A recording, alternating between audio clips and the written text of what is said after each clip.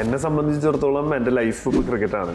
പണ്ട് അമ്പയറിങ് തുടങ്ങിയ സമയത്ത് cricket is my life, umpiring is my wife എന്നൊക്കെ പറഞ്ഞിട്ടുള്ളൊരു ക്യാപ്ഷനൊക്കെ അന്ന് ഫേസ് ചെയ്യുന്നത് സഞ്ജു ആണ്, എറിയുന്നത് Shami, Rishabh Pant captain. Totally first ബോളിൽ നല്ലൊരു ടെൻഷൻ ഉണ്ടായിരുന്നു. പക്ഷേ ആ ഫസ്റ്റ് ബോൾ നല്ലൊരു ബോളായിരുന്നു. സൈമൺ ഡഫിലാണ് ഞാൻ ഈ അമ്പയറിംഗ് ഫീൽഡിലേക്ക് വരാനുണ്ടായിരുന്ന നമ്മുടെ ഒരു മോട്ടിവേഷൻ. ഇപ്പം മങ്കൂസ് ഉപയോഗിക്കാനേ പറ്റില്ല. ഇല്ല. ഡിസിഷൻ മേക്കിങ്ങിൽ എനിക്ക് ഏറ്റവും കൂടുതൽ ഇംപ്രസീവ് ആയിട്ടുള്ള ഒരു വ്യക്തിയാണ് അലിം താർ. ഇപ്പോൾ സഞ്ജു ആണെങ്കിലും വിരാട് കോഹ്ലി ആണെങ്കിലും രോഹിത് ആണെങ്കിലും ഈ ഒരു അമ്പയർക്ക് നമ്മളുമായിട്ട് ചേർന്ന് പോകാൻ പറ്റുന്ന ആ ഒരു റാപ്പോ കറക്റ്റ് ആണെങ്കിൽ നമ്മൾ ഇങ്ങനത്തെ ഹീറ്റഡ് മൊമെന്റിൽ നമുക്ക് അവരെ കൺട്രോൾ ചെയ്യാൻ പറ്റും. PCC അമ്പയർ ആവാൻ എന്തൊക്കെയാണ് ശരിക്കും ചെയ്യേണ്ടത്? ഫസ്റ്റ് കഴിഞ്ഞിട്ടാണ് ആദ്യമായിട്ട് നമ്മൾ ഈ കോച്ചിങ്ങിന് ക്യാമ്പിന് പോകുന്നത്. ഇത് നമ്മൾക്ക് പറ്റിയ പണിയാണോ? എൻ്റെ കൂടെ എപ്പോഴും ഒരു കൊന്ത ഉണ്ടായിരിക്കും, ചെറിയൊരു കൊന്ത. അത് എൻ്റെ അമ്മച്ചി തന്നതാണ്, അതിപ്പോഴും ഉണ്ട്. ഈ പ്രാവശ്യം കൂടി ഫെയിൽ ആവുകയാണെങ്കിൽ എന്ത് ചെയ്യും? ഞാൻ പറഞ്ഞത് ഞാൻ എന്തായാലും ഫെയിൽഡ് ആവില്ല, കാരണം ഞാൻ 3 പ്രാവശ്യം ഫെയിൽഡായി. IPL LSU വേഴ്സസ് CSK മത്സരം നടക്കുകയാണ്. ആ സമയത്ത് സഞ്ജു സാംസൺ CSKക്ക് വേണ്ടി ഓപ്പണിംഗ് ബാറ്റിംഗ് ഇറങ്ങുകയാണ്. അപ്പുറത്ത് ഋതുരാജ് ഗെയ്ക്വാദ് ഉണ്ട്. വിക്കറ്റ് കീപ്പറായി ഋഷഭ് പന്ത് ഉണ്ട്, LSUയുടെ ക്യാപ്റ്റനാണ്. പന്തെറിയുന്നത് സാക്ഷാൽ മുഹമ്മദ് ഷമിയാണ്. 2023 ലോകകപ്പിലെ ഇന്ത്യയുടെ ഹീറോ ആയ താരമാണ്. ഒരു വശത്ത് മിച്ചൽ മാർഷ് ഫീൽഡ് ചെയ്യുന്നുണ്ട്. അപ്പോൾ മൊത്തത്തിൽ ടോട്ടൽ നോക്കുമ്പോൾ മൊത്തത്തിലൊരു അന്താരാഷ്ട്ര മത്സരം എന്ന രീതിയിൽ തന്നെ, അല്ലെങ്കിൽ ഒരു IPL മത്സരത്തിൻ്റെ എല്ലാ ആവേശവും ആ മത്സരത്തിലുണ്ട്. ആ മത്സരത്തിൽ സഞ്ജുവിനൊപ്പം തന്നെ ആ സമയത്ത് ഗ്രൗണ്ടിൽ മറ്റൊരാൾ കൂടി ഉണ്ടായിരുന്നു. അതിൻ്റെ ഓൺഫീൽഡ് അമ്പയറായ ടോണി ഇമ്മറ്റി. നമ്മുടെ കൂടെ ഇപ്പോൾ ഉള്ളത് ടോണി ഇമ്മറ്റിയാണ്. വലിയൊരു ഇൻട്രൊഡക്ഷനാണ്. നമുക്ക് ഈ മത്സരത്തിൽ നിന്ന് തുടങ്ങാം. കാരണം IPL അതിനു മുമ്പ് ഫോർത്ത് അമ്പയറായിട്ടൊക്കെ ചെയ്തിട്ടുണ്ട്. എങ്കിൽ കൂടിയും ഈ ഓൺഫീൽഡ് അമ്പയറായിട്ട് വരുമ്പോൾ ഒരു വശത്ത് ഷമി പന്തെറിയുകയാണ്, സഞ്ജു സാംസൺ ബാറ്റ് ചെയ്യുകയാണ്, ഋഷഭ് പന്ത് കീപ്പറായിട്ടുണ്ട്. അപ്പോൾ ആ ഒരു എക്സ്പീരിയൻസ് എങ്ങനെയായിരുന്നു ഓൺഫീൽഡ് അമ്പയർ, അതും IPL പോലുള്ളൊരു വലിയൊരു വേദിയിൽ? എല്ലാവർക്കും അറിയുന്ന പോലെ തന്നെ IPL എന്ന് പറഞ്ഞു കഴിഞ്ഞാൽ ലോകോറ്റു നോക്കുന്ന വലിയൊരു ടൂർണമെൻ്റാണ്. നമ്മളിപ്പോൾ കാണികൾ മിനിമം ഇപ്പോൾ വളരെ എന്താ പറയുക, കാണികൾ കുറഞ്ഞിട്ടുള്ള ഒരു മാച്ച് എന്ന് പറഞ്ഞാൽ തന്നെ ഒരു 30,000 കാണികളുണ്ടാവും. അപ്പോൾ ആ മാച്ച് എന്ന് പറഞ്ഞു കഴിഞ്ഞാൽ ഏകദേശം ലക്നൗവിലാണ് കളി നടക്കുന്നതെങ്കിലും CSKയുടെ ഫാൻസ് ഒരുപാടുണ്ട്. ഏകദേശം ഗ്രൗണ്ട് ഫുൾ അല്ലെങ്കിലും ഏകദേശം ഒരു 40,000 കാണികളോളം വരുന്ന ഒരു വലിയൊരു ആരവം തന്നെ ഉണ്ടായിരുന്നു ഗാലറിയിൽ. പിന്നെയുള്ളത് മൊത്തം TV-യിൽ ലൈവായിട്ട് കാണുന്ന ഒരുപാട് ജനങ്ങൾ. അപ്പോൾ അതിനിടയിലേക്ക് നമ്മൾ ആദ്യമായിട്ടൊരു ഡെബ്യൂ മാച്ച് നമ്മൾ ഓൺഫീൽഡ് ചെയ്യുമ്പോൾ അതിൻ്റെതായ പ്രഷറുകളും കാര്യങ്ങളും ഉണ്ടായിരുന്നു. പക്ഷേ നമ്മുടെ ഒരു എക്സ്പീരിയൻസും കാര്യങ്ങളും കാരണം നമ്മൾ നന്നായി ചെയ്യാൻ പറ്റും എന്നുള്ളൊരു കോൺഫിഡൻസോട് കൂടിയിട്ടാണ് നമ്മളെ ഈ ഒരു ദൗത്യം ഏൽപ്പിച്ചിട്ടുള്ളത്. അപ്പോൾ അതുകൊണ്ട് തന്നെ ആ ഒരു കോൺഫിഡൻസും ഉണ്ട്. ഇത് രണ്ടും ഇങ്ങനെ ബാലൻസ് ചെയ്തിട്ടാണ് നമ്മൾ ഗ്രൗണ്ടിലേക്ക് പ്രവേശിക്കുന്നത്. പക്ഷേ നമ്മൾ വളരെ കോൺഫിഡൻ്റ് ആയിട്ട് തന്നെയാണ് ഗ്രൗണ്ടിൽ എത്തുന്നത്. പക്ഷേ ഫസ്റ്റ് ബോൾ എറിയുന്നത് എൻ്റെ ഭാഗത്തു നിന്നാണെന്ന്, അതായത് ഫീൽഡിംഗ് ടീമാണ് ഡിസൈഡ് ചെയ്യുക ഏത് എൻഡിൽ നിന്നാണ് സ്റ്റാർട്ട് ചെയ്യേണ്ടത് എന്നുള്ളത്. അപ്പം ഞങ്ങൾ ഓൾറെഡി ഞങ്ങളുടെ എൻഡ്സ് ഉല്ലാസ് ഗന്ധി ആയിരുന്നു എൻ്റെ പാർട്ട്ണർ. അപ്പോൾ ഞങ്ങൾ ഓൾറെഡി ഡിസൈഡ് ചെയ്തിട്ടുണ്ടാവും ഏത് എൻഡിലാണ് ഞങ്ങൾ നിൽക്കേണ്ടത് എന്നുള്ളത്. അപ്പോൾ എൻ്റെ എൻഡിൽ നിന്നാണ് അവർ ഫസ്റ്റ് ഓവർ സ്റ്റാർട്ട് ചെയ്യുന്നത്. അപ്പോൾ അത് ഇറങ്ങിയപ്പോൾ എനിക്ക് ചെറിയൊരു ടെൻഷനായിരുന്നു. ഫസ്റ്റ് ബോൾ തന്നെ മറ്റേതാകുമ്പോൾ സ്ക്വയർ ലെഗിലാണെങ്കിൽ നമുക്ക് ഒരു ഓവർ കഴിഞ്ഞ് അതൊക്കെ പൊരുത്തപ്പെട്ട് നമുക്ക് ബോളേഴ്സിലേക്ക് പോകാം. പക്ഷെ ബോളേഴ്സിൽ തന്നെ ഫസ്റ്റ് ബോൾ എറിയാന്ന് പറയുമ്പോൾ ചെറിയൊരു ടെൻഷൻ വന്നു. അത് ഫേസ് ചെയ്യുന്നത് സഞ്ജു ആണ്, എറിയുന്നത് ഷമി, ഋഷഭ് പന്ത് ക്യാപ്റ്റൻ കീപ്പ് ചെയ്യുന്നു. അപ്പോൾ ഇതൊക്കെ പിന്നെ CSKയുടെ ക്യാപ്റ്റൻ നോൺ സ്ട്രൈക്കറിൽ നിൽക്കുന്നു. അപ്പം ടോട്ടലി ഫസ്റ്റ് ബോളിൽ നല്ലൊരു ടെൻഷൻ ഉണ്ടായിരുന്നു. പക്ഷെ ആ ഫസ്റ്റ് ബോൾ നല്ലൊരു ബോളായിരുന്നു. എന്തായിരുന്നു ആ ബോളിന്റെ പ്രത്യേകത? എന്തായിരുന്നു? നല്ലൊരു സ്വിംഗ് ബോളായിരുന്നു. അത് സഞ്ജുവിന് തന്നെ വളരെ നല്ലൊരു കിടിലൻ ബോളായിരുന്നു സത്യത്തിൽ. അത് ആ സമയത്ത് നമ്മൾ ആ ബോളിലേക്ക് വരുമ്പോൾ ഒരു സിനിമ സ്ക്രിപ്റ്റ് ആണെങ്കിൽ, അതായത് നമ്മൾ ആദ്യമായിട്ട് നിൽക്കുന്നതിന്റെ ഒരു ടെൻഷൻ. കാരണം ഷമി അപ്പുറത്തൊന്ന് ഗാർഡ് പറയുന്നു, നമ്മള് സഞ്ജുവിന് ഗാർഡ് കൊടുക്കുന്നു. ഞാൻ എക്സാമ്പിൾ ആണോ അല്ലെങ്കിൽ അവന്റെ നോർമൽ ഗാർഡിൽ തന്നെ നിൽക്കുന്നു. അപ്പോൾ അതൊക്കെ കൊടുത്തു കഴിഞ്ഞിട്ട് പിന്നെ നമ്മൾ നിൽക്കുന്നത് ഈ IPL ഡെബ്യൂ ചെയ്യുന്നത് ഞാൻ മാത്രമാണ്. അതായത് ബാക്കി ഇയാൻ ബിഷപ്പിന്റെ ഒരു അവലോകനമൊക്കെ ഉണ്ടായിരുന്നു ഇതിനെ കുറിച്ചിട്ട്. അതും ഉണ്ടായിരുന്നു. അതുപോലെ തന്നെ ഫോർത്ത് അമ്പയർ ആയിട്ടിരിക്കുമ്പോഴായിരിക്കും കൂടുതലുണ്ടായിരുന്നത്. പക്ഷെ ഇതെന്ന് പറഞ്ഞു കഴിഞ്ഞാൽ ഞാൻ ഈ ഡെബ്യൂ ചെയ്യുന്നത് ഞാൻ മാത്രമേ ഉള്ളൂ. അപ്പോൾ അതുകൊണ്ട് നമ്മൾ അസസ് ചെയ്യാൻ വേണ്ടിയിട്ട് കുറേ പേരുണ്ടാവും എന്നുള്ളൊരു ധാരണ നമ്മുടെ മൈൻഡിലുണ്ടാവുമല്ലോ. കാരണം നമ്മുടെ ഒരു പോസ്റ്റ് ചെയ്തിട്ടുള്ള BCCI ആണെങ്കിലും ആരാണെങ്കിലും അവർ നമ്മളെ നോക്കി കാണുന്നു. ഫസ്റ്റ് മാച്ചാണ്, ഇവൻ എങ്ങനെ ഇതിനെ അപ്രോച്ച് ചെയ്യുന്നു, ഇവൻ്റെ പെർഫോമൻസ് എങ്ങനെയായിരിക്കും എന്നൊക്കെ നോക്കുന്നുള്ളൊരു ഉള്ളിൽ നമുക്കൊരു ടെൻഷനും ഉണ്ടായിരുന്നു. അതിൻ്റെ ഒപ്പം തന്നെ ഇത് ഫസ്റ്റ് ബോൾ സഞ്ജു ഫേസ് ചെയ്യുന്നു. CSKയുടെ മാച്ച്, CSKക്ക് ഭയങ്കര നിർണായകമായിട്ടുള്ള മാച്ച്. അപ്പോൾ അതുകൊണ്ട് തന്നെ നല്ലൊരു ടെൻഷനാണ്. ഫസ്റ്റ് ബോൾ നല്ല ഷമി ബോൾ ചെയ്യാൻ നല്ല സ്വിങ് ചെയ്തിട്ട് പോയി നല്ലൊരു ബോളായിരുന്നു. ആ ബോൾ കഴിഞ്ഞതോട് കൂട്ടിയിട്ട് പിന്നെ നമ്മൾ നോർമൽ മാച്ച് ചെയ്യുന്ന ഒരു എനിക്കൊന്ന് ആ ഓവറിൽ സഞ്ജു 3 ബൗണ്ടറി അടിച്ചു 3 ബൗണ്ടറി അടിച്ചു, ഒരു വൈഡും വന്നു. ആ വൈഡാണ് എന്നെ ആദ്യമായിട്ട് കാണിച്ചത്, ടിവിയിൽ കാണിക്കുമ്പോൾ ഒരു സിഗ്നലായിട്ട് കാണിച്ചത്. എൻ്റെ വൈഫ് പറയുമ്പോൾ അത് ഓർമ്മ വന്നത്. അപ്പൊ 3 ബൗണ്ടറി അടിക്കുമ്പോൾ കാണിച്ചില്ല, കാരണം 3 ബൗണ്ടറി നല്ല ബൗണ്ടറി ആയിരുന്നു. അപ്പൊ അതിന്റെ റീപ്ലേ ആയിരുന്നു കാണിച്ചിട്ടിരുന്നത്. പിന്നെ ഒരു വൈഡ് വന്നപ്പോഴാണ് അമ്പയറെ കാണിച്ചത് വൈഡ് സിഗ്നൽ ചെയ്യുന്നത്. അത് നന്നായിരുന്നു എന്ന് പറയും വൈഫ്. അത് ഓർമ്മ വന്നു. ഇപ്പോൾ ഇത്രയോ ആൾക്കാർ, ഒരു 40,000-ഓളം ആൾക്കാർ ഗ്രൗണ്ടിന് ചുറ്റുമുണ്ട്. അതായത് ഈ കളി കാണാൻ വേണ്ടിയിട്ട് സ്റ്റേഡിയത്തിൽ തന്നെ ഉണ്ട്. അപ്പം ആ ഒരു ഫീൽ എന്ന് പറയുമ്പോൾ ഇപ്പോൾ ഒരുപാട് 2003 മുതലേ ഈ അമ്പയർ ആവാൻ വേണ്ടി ഇറങ്ങി തിരിച്ചൊരു മനുഷ്യനാണ്. അത് കഴിഞ്ഞ് ഏതാണ്ട് 2003 പ്ലസ് 20 വർഷം 23 വർഷത്തിന് ശേഷം അമ്പയറായി IPL പോലുള്ളൊരു IPL ലോകത്തിലെ തന്നെ ഏറ്റവും മികച്ച T20 ലീഗാണ്. അപ്പോൾ ആ ഒരു ഫീൽ എന്തായിരുന്നു ശരിക്കും? IPL വേറെ മാച്ച് ചെയ്യുമ്പോൾ ഇപ്പോൾ KCL ആണെങ്കിലും ഇപ്പോൾ WPL IPL മുന്നേ WPL ചെയ്തു. പക്ഷെ ഇത്രയും ക്രൗഡ് നിന്നിട്ട് ഇത്രയും ആരവങ്ങളോട് കൂടിയിട്ട് നമുക്ക് സത്യത്തിൽ പറഞ്ഞു കഴിഞ്ഞാൽ ഇപ്പോൾ മുംബൈയിലത്തെ മാച്ചാണെങ്കിലും വേറെ എവിടെ ഈ മാച്ചാണെങ്കിലും അതെ നമുക്ക് സ്നിക്കൊന്നും കേൾക്കാൻ ഭയങ്കര ബുദ്ധിമുട്ടായിരിക്കും, ഭയങ്കര ആരവങ്ങളായി. പക്ഷെ അത് മാത്രം നമുക്കൊരു ബുദ്ധിമുട്ട്. ബാക്കിയെല്ലാം നമുക്ക് ഒരു 23 കൊല്ലത്തെ നമ്മുടെ ഒരു എക്സ്പീരിയൻസ്, നമ്മൾ മാച്ച് മാനേജ് ചെയ്തിട്ടുള്ള ഒരു എക്സ്പീരിയൻസ്, പ്ലെയർ മാനേജ്മെന്റ് എക്സ്പീരിയൻസ്, അതുപോലെ ഡിസിഷൻ മേക്ക് ചെയ്തിട്ടുള്ള ഒരു എക്സ്പീരിയൻസ്, അതെല്ലാം നമുക്ക് ഒരു മുതൽക്കൂട്ടായിട്ടുള്ള കാരണം നമുക്കൊരു കോൺഫിഡൻസ് ഉണ്ടായിരുന്നു അത് നന്നായി ചെയ്യാൻ പറ്റും എന്നുള്ളത്. പിന്നെ എല്ലാം ദൈവത്തിന്റെ കയ്യിലും പിന്നെ നമ്മളെ പഠിപ്പിച്ചിട്ടുള്ള ഗുരുക്കന്മാരുടെ ഒക്കെ അനുഗ്രഹം കൊണ്ട് നന്നായിട്ട് ചെയ്യാൻ പറ്റും. ഇപ്പൊ സഞ്ജു ആദ്യ ഓവർ തന്നെ 3 ബൗണ്ടറി നേടി. സഞ്ജുവിന്റെ ബാറ്റിംഗ് ഇത്ര അടുത്ത് നിൽക്കുകയാണ്, 22 വാര അകത്ത് നിൽക്കുകയാണ്, കാണുകയാണ്. അപ്പം ആ ഒരു ഫീൽ എങ്ങനെയാണ്? സഞ്ജു എന്ന് പറയുമ്പോൾ നമുക്കറിയാം വേൾഡ് കപ്പിൽ ബാക്ക് ടു ബാക്ക് 350s ഒക്കെ അടിച്ചുകൊണ്ട് നമുക്കൊരു ലോകകപ്പ് നേടി തന്ന താരമാണ്. അപ്പോൾ സഞ്ജു ഡയറക്റ്റ് അവിടെ ബാറ്റ് ചെയ്യുകയാണ്. സഞ്ജുവിന്റെ ബാറ്റിംഗ് ഇത്ര അടുത്തുനിന്ന് കാണുമ്പോൾ ഒരു എന്താണ് ഒരു അമ്പയർ എന്നുള്ള നിലക്ക് തോന്നുന്നത്? സഞ്ജുവിന്റെ ബാറ്റിംഗ് ഞാൻ എല്ലാ തരത്തിലും കണ്ടിട്ടുണ്ട്. സഞ്ജു ടൂർണമെന്റ് കളിക്കുമ്പോൾ, ഏജ് കാറ്റഗറി മാച്ചുകൾ കളിക്കുമ്പോൾ, അപ്പോഴൊക്കെ ഞാൻ മാച്ച് അമ്പയർ ചെയ്തിട്ടുണ്ട്. KCL സഞ്ജു നല്ലൊരു സെഞ്ചുറി കഴിഞ്ഞ വർഷം നല്ലൊരു 230 ചേസ് ചെയ്തിട്ട് സെഞ്ചുറി അടിച്ച് അവരുടെ ടീം വിൻ ചെയ്തു. ആ മാച്ച് അമ്പയർ ചെയ്തത് ഏറ്റവും കൂടുതൽ ക്രൗഡ് ഉണ്ടായിരുന്ന KCL മാച്ച് അതായിരുന്നു. നല്ല മാച്ചുമായിരുന്നു. എനിക്ക് തോന്നുന്നു സച്ചിൻ ബേബിയുടെ ഏരീസ് പട്ടോടിയും അതുപോലെ തന്നെ കൊച്ചി ബ്ലൂ ടൈഗേഴ്സും നമ്മളെ മാച്ചായിരുന്നു. അത് നല്ലൊരു എക്സ്പീരിയൻസ് ആയിരുന്നു. അപ്പോൾ അതുകൊണ്ട് ഒരുപാട് മാച്ചുകൾ ഞാൻ സഞ്ജുവിൻ്റെ അമ്പയർ ചെയ്തിട്ടുണ്ട്, കണ്ടിട്ടുണ്ട്. പക്ഷെ IPL നമ്മളുടെ ഒരു ഡെബ്യൂ മാച്ചിൽ ഫസ്റ്റ് ബോൾ എറിയുമ്പോൾ സഞ്ജു അവിടെ നിൽക്കുന്നത് കാണുമ്പോൾ നല്ല, പക്ഷെ അതിൽ പെർഫോം ചെയ്യാൻ പറ്റിയില്ല സഞ്ജുവിന്. പക്ഷെ നല്ല രീതിയിൽ പെർഫോം ചെയ്യാൻ പറ്റിയില്ല. ബട്ട് ആദ്യത്തെ 3 ഫോറുകൾ കിടിലം ഫോറുകൾ തന്നെയായിരുന്നു. അപ്പോൾ അത് നമ്മളൊരു അമ്പയർ എന്നുള്ള രീതിയിൽ നിൽക്കുമ്പോൾ നമുക്ക് അപ്പം അത്രയും ഇതില്ലെങ്കിൽ നമ്മളത് ആസ്വദിച്ചുകൊണ്ടിരിക്കുന്നുണ്ട്. പക്ഷെ നമ്മൾ അതിൻ്റെ ഒപ്പം തന്നെ ഡിസിഷൻ മേക്ക് ചെയ്യണം, കാര്യങ്ങൾ നോക്കണമെങ്കിലും നമ്മൾ ഈ ഷോട്ട് എന്തായാലും കാണുമല്ലോ. നല്ല കിടിലൻ ഷോട്ടുകൾ തന്നെയായിരുന്നു. അതുപോലെ തന്നെ സഞ്ജുവിന്റെ അവിടെ കീപ്പ് ചെയ്യുമ്പോൾ ഉണ്ടാവുന്ന മാനേജ് ചെയ്യുന്ന കാര്യങ്ങളാണെങ്കിൽ അത് ടീമിനെ കൺട്രോൾ ചെയ്യാൻ ഉദ്ദേശിക്കുന്ന ഗെയ്ക്വാദ് ഉണ്ടെങ്കിലും ബാക്കി എല്ലാ രീതിയിലും കീപ്പർ എന്ന രീതിയിൽ കാണിക്കുന്ന കാര്യങ്ങളൊക്കെ ആണെങ്കിൽ അത് വളരെ ഔട്ട്സ്റ്റാൻഡിംഗ് ആയിരുന്നു. അതൊക്കെ നമ്മൾ നേരിട്ട് കാണുമ്പോൾ തന്നെ ഒരു IPL ലെവലിൽ ഓരോ ലെവൽ ഇതിലാണല്ലോ അവർ ചെയ്യുക.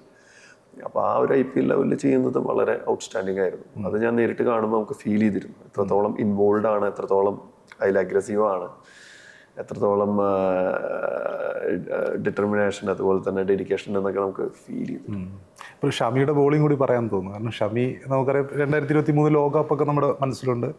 ഒരു ബുംറൻ്റെ ഒപ്പം തന്നെ നമുക്ക് ലോകകപ്പ് നേടിത്തന്നൊരു താരമാണ്. അപ്പം ഷമി ഒരുപാട് പരിക്കും മറ്റുമൊക്കെ കാരണം ഇപ്പോൾ ടീമിൽ നിന്ന് പുറത്താണ് എങ്കിൽ കൂടി അദ്ദേഹം ഈ ആഭ്യന്തര ക്രിക്കറ്റിലൊക്കെ ഈ രഞ്ജി ട്രോഫിയിലൊക്കെ മികച്ച പ്രകടനം കാഴ്ചവെച്ചു. ഈ IPL-ലും അത്യാവശ്യം നന്നായിട്ട് തന്നെ പെർഫോം ചെയ്തു. അപ്പോൾ അദ്ദേഹത്തിൻ്റെ ബോളിംഗ് ആണ് ഫസ്റ്റായിട്ട് നിൽക്കുന്നത്. ഇതിലൊക്കെ ഒരു വൈഡ് വിളിച്ചു എന്ന് പറഞ്ഞു. അതെ, വൈഡ് ലെഗ് സൈഡ് ആയിരുന്നു, അതല്ലെങ്കിൽ ലെഗ് സൈഡ് വൈഡ് അത് മൂവ് ചെയ്ത് പോയ കാരണമാണ് വൈഡായത്. ഷമിക്ക് എല്ലാ സ്ഥലത്തേക്കും മൂവ് ചെയ്യാനുള്ള ഒരു കഴിവുള്ള ഒരു ബോളറാണ്.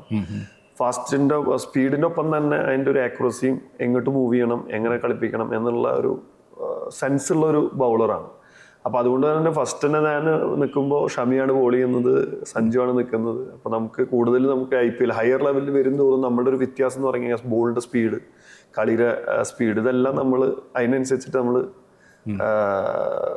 പൊരുത്തപ്പെടണം. അപ്പോൾ അത് നമുക്ക് ഭയങ്കര ഒരു ചലഞ്ചിങ് മൂഡാണ്. നമുക്കത് വന്നു കഴിഞ്ഞാൽ അറിയുള്ളൂ, അതിനുവേണ്ടി നമുക്ക് പ്രിപ്പയർ ചെയ്യാൻ പറ്റില്ല. നമ്മൾ അതിൽ നിന്ന് കഴിഞ്ഞിട്ട് അത് എന്ത് ചെയ്യുള്ളൂ. അപ്പോൾ നമ്മൾ IPL ഒരു ഡെബ്യൂ മാച്ചിൽ നിൽക്കുമ്പോൾ നമ്മുടെ മനസ്സിൽ ഇതായിരുന്നു, ഫുൾ ഇന്റർനാഷണൽ പ്ലേയേഴ്സ് ആണ്. പക്ഷേ ഡൊമസ്റ്റിക് ചെയ്യുമ്പോൾ അതിൻ്റെ ജസ്റ്റ് തൊട്ട് താഴെ ലെവലിലാണ് നമ്മൾ ചെയ്തിട്ടുള്ളൂ. സയ്യിദ് മുസ്തഖ് അലി ആണെങ്കിലും രഞ്ജു ട്രോഫി ആണെങ്കിലും വിജയ് ഹസാരൊക്കെ ആണെങ്കിലും തൊട്ട് താഴെ, കാരണം എന്ന് പറഞ്ഞു കഴിഞ്ഞാൽ കുറച്ചും കൂടി താഴെ നിൽക്കുന്ന ഒരു ലെവലാണ്. പക്ഷെ ഇത് ഭയങ്കര ഹയർ ലെവലിലാണ്. അപ്പോൾ അതുകൊണ്ട് തന്നെ ആ ഒരു സ്പീഡും ഇതൊക്കെ നമുക്ക് ഫോളോ ചെയ്യാൻ പറ്റുമോ, നമുക്കത് ക്യാച്ച് ചെയ്ത് എടുക്കാൻ പറ്റുമോ, നമുക്ക് ഡിസിഷൻ കൊടുക്കാൻ പറ്റുമോ എന്നുള്ളൊരു ടെൻഷൻ ഫസ്റ്റ് ബോളിലുണ്ടായിരുന്നു. പക്ഷെ നല്ലൊരു കിടിലൻ ബോളായിരുന്നു, അത് നമുക്ക് ഫോളോ ചെയ്യാൻ പറ്റി. അപ്പൊ അതന്നെ കണ്ടപ്പോൾ ഞാൻ കോൺഫിഡന്റ് ആയി. അതുപോലെ തന്നെ എനിക്ക് തോന്നുന്നു ആ ബോളോട് കൂടി ഷമിയും കോൺഫിഡന്റ് ആയി. നല്ല ബോളായിരുന്നു അത് ഫസ്റ്റ് ബോൾ. കഴിഞ്ഞ IPL തന്നെ സായി സുദർശൻ 2 പ്രാവശ്യം ഹിറ്റ് വിക്കറ്റ് ആവുകയുണ്ടായി. അതിൽ ആദ്യത്തെ ഹിറ്റ് വിക്കറ്റ് എന്ന് പറയുമ്പോൾ അദ്ദേഹം ഷോട്ട് പൂർത്തീകരിച്ചതിന് ശേഷം ബാറ്റ് വിക്കറ്റിലേക്ക് വീഴുന്നു, അങ്ങനെ ഔട്ടാവുന്നു. അപ്പോൾ നോർമലി നമ്മൾ ഹിറ്റ് വിക്കറ്റ് അങ്ങനെ IPL കാണാറില്ല. പക്ഷേ സായി സുദർശൻ തന്നെ IPL 3 പ്രാവശ്യം ഇതേപോലെ ഹിറ്റ് വിക്കറ്റ് ആയ ഒരു താരമാണ്. അപ്പോൾ ഈ ഹിറ്റ് വിക്കറ്റുകൾ അത് പിന്നെ ശരിക്കും അതിൻ്റെ ഒരു നിയമാവലി എങ്ങനെയാണ്? അത് ഷോട്ട് പൂർത്തീകരിച്ചതിന് ശേഷം ഹിറ്റ് വിക്കറ്റ് സാധ്യമാണോ, അല്ലെങ്കിൽ അത് കറക്റ്റ് ഒരു ഹിറ്റ് വിക്കറ്റ് ആയിരുന്നോ? എന്താണ് അതിൻ്റെ ഒരു നിയമാവലി? നമ്മളുടെ ഹിറ്റ് വിക്കറ്റിന്റെ കാര്യം വരികയാണെങ്കിൽ നമ്മൾ ഷോട്ട് കളിക്കുന്ന സമയത്ത് ഹിറ്റ് വിക്കറ്റ് ഇപ്പം നമ്മൾ നിയമത്തിലേക്ക് കിടക്കുകയാണ്. ഹിറ്റ് വിക്കറ്റ് എന്ന് പറഞ്ഞു കഴിഞ്ഞാൽ ഷോട്ട് കളിക്കുന്ന സമയത്ത് അതിനെ പ്രിപ്പയർ ചെയ്യുന്ന സമയത്ത്, പ്രിപ്പയർ ചെയ്യുക എന്ന് പറഞ്ഞാൽ ബാക്ക് ഫുട്ടിലേക്ക് ബാക്ക് ലിഫ്റ്റ് എടുക്കുക, ബാക്ക് ഫുട്ടിലേക്ക് ഇറങ്ങുക, അല്ലെങ്കിൽ കളിക്കുന്ന സമയത്തോ ബാറ്റ് അല്ലെങ്കിൽ ആളുടെ എക്യുപ്മെന്റ് ആളുടെ ശരീരത്തിൽ നിന്നുള്ള ഏതെങ്കിലും ഭാഗം വിക്കറ്റിൽ കൊണ്ട് വിക്കറ്റ് പുട്ട് ഡൗൺ ചെയ്യുകയാണെങ്കിൽ മാത്രമാണ് ഹിറ്റ് വിക്കറ്റ് ആവുന്നത്. ഷോട്ട് കളിച്ചതിന് ശേഷമോ അല്ലെങ്കിൽ ഫസ്റ്റ് റൺ, അതുപോലെ തന്നെ വരുന്നത് first run immediately first run ഓടാൻ നോക്കുമ്പോഴും ഹിറ്റ് വിക്കറ്റ് വരും. അതുപോലെ തന്നെ ഗാർഡ് ചെയ്യണ സമയത്തും ഹിറ്റ് വിക്കറ്റ് വരും. അതായത് വിക്കറ്റിലേക്ക് ബോൾ പോകുന്നത് ഗാർഡ് ചെയ്യാൻ വേണ്ടി നോക്കുന്ന സമയത്ത് ഇതേ കാര്യങ്ങൾ തന്നെ ഉണ്ടാവുകയാണെങ്കിൽ അപ്പോഴും ഹിറ്റ് വിക്കറ്റ് വരും. ഇതല്ലാത്ത സമയങ്ങളൊന്നും ഹിറ്റ് വിക്കറ്റ് ഇല്ല. അതായത് ഒരു ഷോട്ട് പൂർത്തീകരിച്ചതിന് ശേഷം ആളുടെ ബാറ്റോ ആളുടെ ശരീരഭാഗമോ വിക്കറ്റിൽ തട്ടുകയാണെങ്കിൽ ഹിറ്റ് വിക്കറ്റ് അല്ല, അല്ലെങ്കിൽ ആളുടെ ഏതെങ്കിലും എക്യുപ്മെന്റ് വിക്കറ്റിൽ വീഴുകയാണെങ്കിൽ ഹിറ്റ് വിക്കറ്റ് അല്ല. അതുപോലെ തന്നെ ഫസ്റ്റ് റൺ ഇമ്മീഡിയറ്റ് ആയിട്ടല്ല ഫസ്റ്റ് റൺ വരുന്നത്. ഇപ്പോൾ ഒരു ഫീൽഡറുടെ കയ്യിലേക്ക് അടിച്ചു, ആള് ഫീൽഡ് ചെയ്തില്ല, ആള് മിസ്ഫീൽഡ് ചെയ്തു, അത് കണ്ടിട്ട് ഓടാൻ നോക്കുകയാണ്. അപ്പോൾ ഇമ്മീഡിയറ്റ് ആയിട്ടല്ല ഓടുന്നത്, കുറച്ച് ടൈം എടുത്തിട്ടാണ് ഓടുന്നതെങ്കിൽ അപ്പോഴും ഹിറ്റ് വിക്കറ്റ് അല്ല.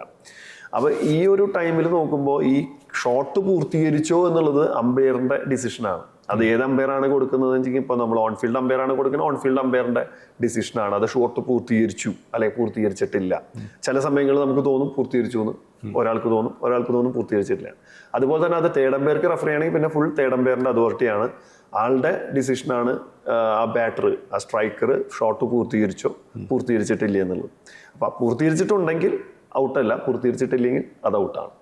അത് ലാസ്റ്റ് ഹിറ്റ് വിക്കറ്റ് ആയത് ക്ലിയർ ആയിട്ടും പൂർത്തീകരിച്ചിട്ടില്ല. കാരണം പൂർത്തീകരിക്കുക എന്ന് പറഞ്ഞു കഴിഞ്ഞാൽ ഫുൾ കൺട്രോൾ ബോഡിയിലും ആളുടെ ബാറ്റിലും കിട്ടണം. ഫൈനൽ അത് ആ ഷോട്ട് നമ്മളൊരു ഏത് ഷോട്ടാണോ, ഫ്രണ്ട് ഫുട്ട് ഷോട്ടാണ് അല്ലെങ്കിൽ ഹുക്ക് ഷോട്ട് ആണെങ്കിൽ ആ ഷോട്ട് നമുക്കറിയാം കറക്ക് കഴിഞ്ഞ് വരണം. പിന്നെ ഫ്രണ്ട് ഫുട്ട് ആണെങ്കിൽ മുകളിൽ എത്തുന്ന വരെ ഉള്ളൂ, ബാക്കിലേക്ക് വരുന്ന ഫ്രണ്ട് ഫുട്ട് ഷോട്ടല്ല. അപ്പൊ അത് എവിടെയാണ് പൂർത്തീകരിക്കുന്നത് എന്നുള്ളത് അമ്പയറിന്റെ ഡിസിഷനാണ്. അത് പൂർത്തീകരിച്ചു കഴിഞ്ഞാൽ ഔട്ട്. പൊതുവെ ഇതുപോലുള്ള ചില ഡിസിഷൻസ്, ഇപ്പം ഒബ്സ്ട്രക്റ്റിംഗ് ദ ഫീൽഡ്, അത് പലപ്പോഴും അത് കറക്റ്റാണോ, അല്ലെങ്കിൽ പിന്നെ ഒബ്സ്ട്രക്ഷൻ ആ ഒരു നിയമത്തെ കുറിച്ചിട്ട് തന്നെ ഒരുപാട് കൺഫ്യൂഷൻസ് ഉണ്ടാവാറുണ്ട്. നമ്മൾ മനസ്സിൽ പെട്ടെന്നുള്ളത് ബെൻ സ്റ്റോക്സ് മറ്റേ സ്റ്റാർക്കിൻ്റെ പന്തിങ്ങനെ പിടിച്ച ഒരു സീനുണ്ട്. അപ്പോൾ അതേപോലെ പിന്നെ ഈ നമ്മുടെ ഇൻസമാബിളൊക്കെ ഒരിക്കൽ സുരേഷ് റൈന അടിച്ചപ്പോൾ എറിഞ്ഞപ്പോൾ ഇങ്ങനെ ചെയ്യുന്നൊരു സാധനമുണ്ട്. അപ്പം ഈ അതിൻ്റെ ഒരു പിന്നെ അത് ബാറ്റ്സ്മാന് പലപ്പോഴും പിന്നെ ഫേവർ അല്ലാത്ത രൂപത്തിലാണ് നമ്മൾ കാണാറുള്ളത്. അപ്പോൾ അതിൻ്റെ ഒരു കറക്റ്റ് നിയമാവലി എങ്ങനെയായിരിക്കും? ഈ ഒബ്സ്ട്രക്റ്റിംഗ് ദ ഫീൽഡ് ഔട്ട് വരുന്നത് ഇന്റൻഷനാണ് മെയിനായിട്ട് അതിൽ നോക്കുന്നത്. എന്തിനു വേണ്ടിയിട്ടാണ് ആ ബോൾ അടിച്ചു കളയുന്നത്, അല്ലെങ്കിൽ അത് പിടിക്കുന്നത്, അല്ലെങ്കിൽ ഒബ്സ്ട്രക്റ്റ് ചെയ്യുന്നത്. അതിലൊരു ഇഞ്ചുറി അവോയ്ഡ് ചെയ്യാൻ വേണ്ടിയിട്ടാണെങ്കിൽ, അല്ലെങ്കിൽ ആക്സിഡന്റൽ ആണെങ്കിൽ, അതായത് ആൾക്ക് അറിയണ്ടായിരുന്നില്ല അങ്ങനെ ഒരു ഒബ്സ്ട്രക്ഷൻ വരുന്നുള്ളത്. അതുപോലെ തന്നെ ഇഞ്ചുറി അവോയ്ഡ് ചെയ്യാൻ വേണ്ടിയിട്ടായിരുന്നെങ്കിൽ നമ്മളത് ഒബ്സ്ട്രക്ട് ചെയ്യുന്ന ഫീൽഡിൽ കൊടുക്കില്ല. ഇപ്പൊ ഈ ഉൻസമാൻ ഉൾവാക്കിന്റെ കാര്യമാണെങ്കിൽ ആള് പുറത്തു പോകുന്നു, ആ ബോൾ വരുന്നു, ആൾക്കത് മാറിക്കളയാമായിരുന്നു. പക്ഷെ ആളത് വളരെ നിസ്സാരമായിട്ട് ആ ബാറ്റ് കൊണ്ട് അടിച്ചു കളഞ്ഞു. ബെൻ സ്റ്റോക്സിന്റെ കാര്യമാണെങ്കിൽ അതും അമ്പയറിന്റെ ഒരു ജഡ്ജ്മെന്റിലാണ്. അതായത് ആക്സിഡന്റിലായിട്ടാണോ ഇഞ്ചുറി അവോയ്ഡ് ചെയ്യാനാണോ, അതല്ല ഈ ഇങ്ങനെ പോകുന്ന ബോൾ ഇങ്ങനെ തടുക്കേണ്ട കാര്യമില്ല. അപ്പൊ അതെന്താണെന്നുള്ളത് അമ്പയറിന്റെ തീരുമാനമാണ്. അത് ഫീൽഡ് അമ്പയർ മിക്കവാറും ഇപ്പൊ എല്ലാ കളികളിലും എല്ലാവരും ഇപ്പൊ അത് തേർഡ് അമ്പയർക്കാണ് കൊടുക്കുക. കാരണം വീഡിയോസ് ഒരുപാട് ആംഗിളുകളിൽ നോക്കാൻ പറ്റും. പക്ഷെ ഈ ആംഗിളുകൾ നോക്കുമ്പോൾ നമുക്ക് ഇന്റൻഷൻ നമുക്ക് മനസ്സിലാക്കാൻ വളരെ ബുദ്ധിമുട്ടുണ്ട്. ഇപ്പൊ ഞങ്ങളും നേരിടുന്ന ഒരു പ്രശ്നം അതാണ്. കാരണം ഓൺ ഫീൽഡിൽ നിൽക്കുന്ന ഒരു ഫീൽ അല്ല TV അമ്പയർ റൂമിൽ ഇരിക്കുമ്പോൾ. കാരണം ഇന്റൻഷൻ നമുക്ക് കുറച്ച് ചിലപ്പോൾ കൃത്യമായിട്ട് കിട്ടില്ല. ആംഗിളുകളൊക്കെ കിട്ടും, പക്ഷെ ഒരു പ്ലെയറുടെ ഇന്റൻഷൻ കിട്ടുന്നത് ചിലപ്പോൾ കൂടുതലും ഓൺ ഫീൽഡ് അമ്പേഴ്സിനായിരിക്കും. അപ്പൊ അങ്ങനത്തെ കുറച്ച് ലിമിറ്റേഷൻസ് ഉണ്ട് ഈ കാര്യങ്ങളിൽ. എന്നാലും നമുക്ക് ഒരു പരിധി വരെ നമുക്ക് ഈ വീഡിയോസ് നോക്കി കഴിഞ്ഞാൽ, ആംഗിളുകൾ നോക്കി കഴിഞ്ഞാൽ ഇഞ്ചുറി അവോയ്ഡ് ചെയ്യാനാണോ, അതോ ആക്സിഡന്റൽ ആയിട്ടാണോ, അത് ഇന്റൻഷനലി ആണോ എന്നുള്ളത് നമുക്ക് കൃത്യമായിട്ട് അറിയാൻ പറ്റും. അനാവശ്യമായിട്ട് ബോള് കളിച്ചതിന് ശേഷം അനാവശ്യമായിട്ട് ബോൾ തൊടുക എന്ന് പറഞ്ഞു കഴിഞ്ഞാൽ അത് ഒബ്സ്ട്രക്ട് ചെയ്യുന്ന ഫീൽഡിന്റെ അണ്ടറിൽ വരുന്നതാണ്. നമ്മൾ ഇഞ്ചുറി അവോയ്ഡ് ചെയ്യാനോ അല്ലെങ്കിൽ ആക്സിഡന്റൽ ആയിട്ടാണെങ്കിൽ ഔട്ട് ആവില്ല. നമ്മളിപ്പോൾ ഏത് മത്സരമാണെങ്കിലും നമ്മളിപ്പോൾ ഒരു ഓൺ ഫീൽഡ് അമ്പയർ അത് തേർഡ് അമ്പയറിന് കൊടുക്കുന്നു. ആ ഡിസിഷൻസ് ഇപ്പോൾ ഒരുപാട് ആംഗിൾ എന്നുള്ള വിഷ്വലും മറ്റുമൊക്കെ അവിടെ ഉണ്ട്. പക്ഷെ അത് വളരെ കുറഞ്ഞ സമയത്ത് തന്നെ ജഡ്ജ് ചെയ്യണം. അതിങ്ങനെ മൊത്തം നോക്കിയിട്ട് നമുക്ക് നോർമലി ഒരു മിനിറ്റ് അല്ലെങ്കിൽ 1.5 മിനിറ്റ് ഉള്ളിൽ തന്നെ ഇത്രയും ആംഗിളൊക്കെ നോക്കിയിട്ട് അത് ജഡ്ജ് ചെയ്തിട്ട് ആ സമയത്തൊരു സംഭവം വിധിക്കുകയാണ്, ഒരു വിധി വിധിക്കുകയാണ്. അപ്പോൾ അത് എത്രത്തോളം ശ്രമകരമാണ്? അതിൻ്റെ ഒരു എന്താ പറയുക, അതിൻ്റെ എങ്ങനെയാണ് അത് മാനേജ് ചെയ്യുന്നത്? TV അമ്പയറിംഗ് എന്ന് പറഞ്ഞു കഴിഞ്ഞാൽ ഇപ്പോഴത്തെ കാലഘട്ടത്തിൽ TV അമ്പയറിംഗ് ആണ് ഏറ്റവും ബുദ്ധിമുട്ട്. ഇപ്പം എല്ലാവരും വിചാരിക്കും TV അമ്പയറിംഗ് വളരെ ഈസിയാണ്. ഇപ്പം നമ്മളെല്ലാവരും സോഫയിലിരുന്ന് കളി കാണുന്ന പോലെ ഒരു അമ്പയർ TV അമ്പയർ എന്ന് പറഞ്ഞാൽ സോഫയിലിരുന്ന് ഇങ്ങനെ കാണുന്നു. അപ്പോൾ ആളുടെ അടുത്ത് ഇങ്ങനെ റെഫർ ചെയ്യണോ, അപ്പോൾ ഇത് വളരെ ഈസി, അതിങ്ങനെ കുറേ ആംഗിളുകളുണ്ട്, ആൾക്കാർ നോക്കുന്നു കൊടുക്കുന്നു. അങ്ങനെയല്ല. TV അമ്പയറിംഗ് എന്ന് പറഞ്ഞു കഴിഞ്ഞാൽ ഇപ്പോൾ ഞാൻ WPL മാച്ചിൽ TV അമ്പയർ ചെയ്തതാണ്, രഞ്ജി ട്രോഫി നോക്കൗട്ട് മാച്ചിൽ TV അമ്പയർ ചെയ്തതാണ്. അതുപോലെ തന്നെ ഇപ്പോൾ അടുത്ത് നടന്ന CK നായിട്ട് ഫൈനലിൽ TV അമ്പയറിംഗ് ചെയ്തത്. അത് DRS മാച്ചാണ്. അപ്പോൾ അതിലൊരു TV അമ്പയർ ചെയ്യുന്ന ഡ്യൂട്ടി എന്ന് പറഞ്ഞു കഴിഞ്ഞാൽ ഈ ഡയറക്ടറെ ഇൻഫോം ചെയ്യണം എപ്പോഴാണ് കളി തുടങ്ങേണ്ടതെന്നുള്ളത്. അപ്പോൾ ഒരു ടോക്ക് ബാക്ക് പാനൽ ഉണ്ടാവും, അതിലൂടെ ഇൻഫോം ചെയ്യണം. പിന്നെ കോംസ് ഉണ്ടായിരിക്കും, ഞങ്ങൾ അമ്പയേഴ്സായിട്ട് കമ്മ്യൂണിക്കേറ്റ് ചെയ്യാൻ വേണ്ടിയിട്ട് കോംസ് ഉണ്ടായിരിക്കും. പിന്നെ അതുപോലെ തന്നെ സബ്സ്റ്റിറ്റ്യൂട്ട് എപ്പോൾ കയറുന്നു എപ്പോൾ ഇറങ്ങുന്നു അതിൻ്റെ ടൈം നോട്ട് ചെയ്യണം. പിന്നെ ഓരോ ബോളിലും സ്കോർ ചെയ്യുന്ന പോലെ ഓരോ ബോളിലും എന്തുണ്ടായി എന്നുള്ളത് സ്കോർ ബുക്ക് പോലെ എഴുതി പോകണം. കാരണം എത്ര ബോൾ റിമൈനിങ് എന്നുള്ളത് ഓൺ ഫീൽഡ് അമ്പയേഴ്സ് ചോദിച്ചു കഴിഞ്ഞാൽ തേർഡ് അമ്പയറാണ് പറഞ്ഞു കൊടുക്കേണ്ടത് 2 ബോൾ റിമൈനിങ്, 1 ബോൾ റിമൈനിങ് എന്നുള്ളത്. അത് സ്കോറായിട്ട് നമുക്ക് ഡൗട്ട് ഉണ്ടെങ്കിൽ സ്കോറായിട്ട് നമ്മൾ ചെക്ക് ചെയ്യും വേണം. ഓൺ ഫീൽഡ് അമ്പയേഴ്സ് ആരുമായിട്ട് സംസാരിക്കില്ല. ഓൺ ഫീൽഡ് അമ്പയേഴ്സ് ആകെ സംസാരിക്കുന്നത് TV അമ്പയർ മാത്രമായിട്ട്. TV അമ്പയർ ആണ് ഈ ഡയറക്ടറായിട്ട് കണക്ട് ചെയ്യുന്നത്. അതുപോലെ തന്നെ ഓൺ ഫീൽഡ് അമ്പയറായിട്ട് കണക്ട് ചെയ്യുന്നത്, മാച്ച് റെഫറി ആയിട്ട് കണക്ട് ചെയ്യുന്നത്, എല്ലാ കാര്യങ്ങളും ചെയ്യുന്നത് TV അമ്പയർ. അപ്പോൾ TV അമ്പയർ ആണ് ഏറ്റവും കൂടുതൽ ശ്രദ്ധിച്ച് കോൺസെൻട്രേറ്റ് ചെയ്തിരിക്കേണ്ടത്. ഓൺ ഫീൽഡിലേക്ക് നോക്കും വേണം, അതുപോലെ തന്നെ ക്യാമറ ആംഗിളുകളിലേക്ക് നോക്കും വേണം. കാരണം അവിടെ ഒരു കോഡ് ഓഫ് കണ്ടക്റ്റിന്റെ എന്തെങ്കിലും പ്രശ്നമുണ്ടോ, ക്ലോത്തിങ്ങിന്റെ പ്രോബ്ലം ഉണ്ടോ, പ്രോപ്പർ ക്ലോത്ത് ആണോ ഇട്ടത്, അതായത് പ്ലേയേഴ്സിന്റെ ക്ലോത്തിങ് കറക്റ്റ്, അവരുടെ ലോഗോ കറക്റ്റ് ആണോ, ലോഗോ പ്ലേസ്മെന്റ് കറക്റ്റ് ആണോ, ഇടാത്ത നമ്മളുടെ അപ്രൂവൽ അല്ലാത്ത ഏതെങ്കിലും ലോഗോയോ അല്ലെങ്കിൽ സ്പോൺസർഷിപ്പോ മേത്തുണ്ടോ, ഇതൊക്കെ ചെക്ക് ചെയ്തിട്ട് അതൊക്കെ റിപ്പോർട്ട് ചെയ്യുന്നതെല്ലാം TV അമ്പയറിൻ്റെതാണ്. TV അമ്പയറിന്റെ എല്ലാ കാര്യങ്ങളും TV അമ്പയറിന്റെ. ഇതിന്റെ ഒരു മഴ വന്നു കഴിഞ്ഞാൽ മഴയുടെ നിയമങ്ങളും എല്ലാ കാര്യങ്ങളും വെച്ച് കാൽക്കുലേഷൻ ചെയ്യേണ്ടത് TV അമ്പയറാണ്. അതുപോലെ തന്നെ ഒരു COC വന്നു കഴിഞ്ഞാൽ അതിന്റെ റിപ്പോർട്ട് കാര്യങ്ങൾ കംപ്ലീറ്റ് ചെയ്യേണ്ടത് TV അമ്പയറാണ്. അങ്ങനെ TV അമ്പയർക്ക് ഒരുപാട് ജോലികളാണ്, ഏറ്റവും കൂടുതൽ ജോലി. അതിൻ്റെ ഒപ്പം തന്നെ ഡിസിഷൻ വരുമ്പോൾ ആ ഡിസിഷൻ കൊടുക്കും വേണം.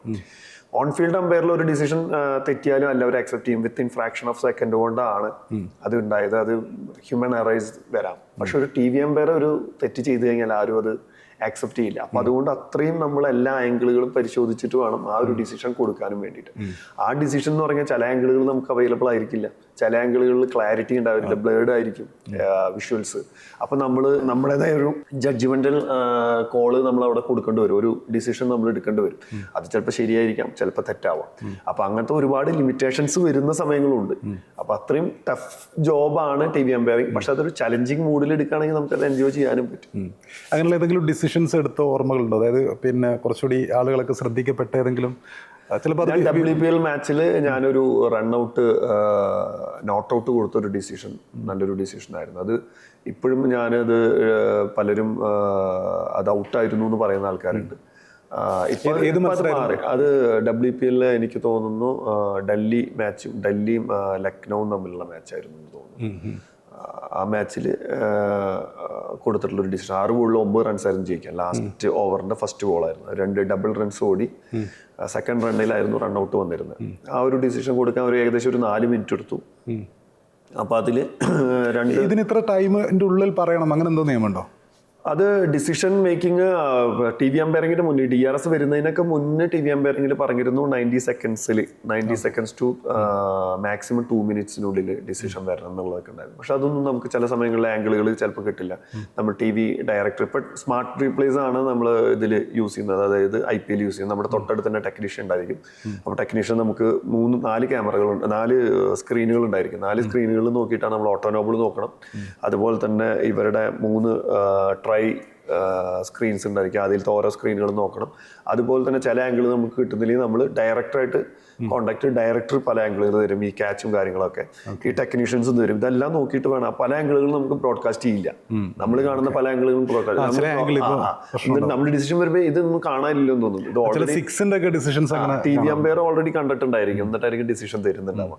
നമുക്കത് നമ്മുടെ ഫീഡിൽ വരുന്നത്, ബ്രോഡ്കാസ്റ്റിംഗ് ഫീഡിൽ വരുന്നത് ചിലപ്പോൾ നമ്മൾ കണ്ടിട്ടുണ്ടായിരിക്കും. ഈ ടി വി അമ്പയർ റൂമിൽ ഈ ടെക്നീഷ്യൻസ് എല്ലാ ആംഗിളുകളും കൊടുത്തിട്ടുണ്ടായിരിക്കും. അപ്പൊ അതിനുശേഷമായിരിക്കും ഈ ഡിസിഷൻ നമ്മൾ കൊടുക്കുക. അപ്പൊ അതുകൊണ്ട് ടൈം ചിലപ്പോൾ ഡിപ്പെൻസ്, നമ്മൾ എത്ര ടൈം എടുത്താലും നല്ലൊരു ഡിസിഷൻ കൊടുക്കണം എന്നുള്ളതാണ് ലാസ്റ്റ് ആയിട്ട് നമ്മൾ കണക്കാക്കുന്നത്. ഈ WPL മത്സരത്തിൽ റൺഔട്ടിന്റെ ഒരു ഇൻസിഡന്റ് വന്നു. അത് പലർക്കും അത് ഔട്ടായിരുന്നു. പക്ഷെ നമ്മൾ പല ആംഗിളുകളും പരിശോധിച്ചപ്പോൾ, കാരണം എന്ന് പറഞ്ഞു കഴിഞ്ഞാൽ നമ്മൾ ഓൺ ഫീൽഡിൽ നിൽക്കുന്ന ഒരു ഇതല്ല. ഓൺ ഫീൽഡിൽ നിൽക്കുമ്പോൾ നമുക്ക് 3D ഇമേജ് ആണ് കിട്ടുക. പക്ഷെ ടി വി അമ്പയറിംഗിൽ നമുക്ക് 2D ഇമേജാണ് കിട്ടുക. അതായത് അകലെയുള്ള ആള് മേലെയാണ് കിട്ടുക. അതായത് ഡെപ്ത് നമുക്ക് കിട്ടില്ല. ഹൈറ്റും സൈഡിലേക്കും മേലേക്കാണ് കിട്ടുക. അപ്പൊ ബാറ്റിന്റെ ഡെപ്തോ ബാറ്റ് കുത്തിയത് ഗ്രൗണ്ടിലാണോ അത് മുകളിലാണോ എന്നുള്ളത് നമുക്ക് 2D ഇമേജിൽ വളരെ ബുദ്ധിമുട്ടായിരിക്കും. അപ്പൊ നമ്മൾ പല ആംഗിളുകൾ എടുത്തിട്ട് വേണം നമ്മുടെ അതിന്റെ കൺക്ലൂഷനിലേക്ക് എത്താൻ. അങ്ങനെ ഒരു ആംഗിളിൽ നോക്കുമ്പോൾ അത് ബാറ്റ് എയറിലായിട്ട് പലർക്കും തോന്നി, ഒരു ആംഗിളിൽ നോക്കിയപ്പോൾ പലർക്കും കുത്തിയതായിട്ട് തോന്നി. പക്ഷെ ഇത് ഏതാണ് ആക്ച്വൽ എന്നുള്ളത് നമ്മൾ പല ആംഗിളുകളും എടുത്ത് നമ്മൾ അതിൻ്റെ ഫൈനൽ ഡിസിഷനിലേക്ക് വന്നു. അത് നല്ല ഡിസിഷൻ ആയിരുന്നു. അത് നമുക്കൊരു അപ്രീസിയേഷൻ ഒക്കെ കിട്ടി. നല്ല ഡിസിഷനാന്ന് പറഞ്ഞിട്ട് ഇന്റർനാഷണൽ അമ്പയേഴ്സ് ഒക്കെ നമുക്ക് മെസ്സേജ് ഒക്കെ ചെയ്തു. സൂപ്പർ ഡിസിഷൻ ആയിരുന്നു, അതിന്റെ കമന്ററി നന്നായിരുന്നു, അത്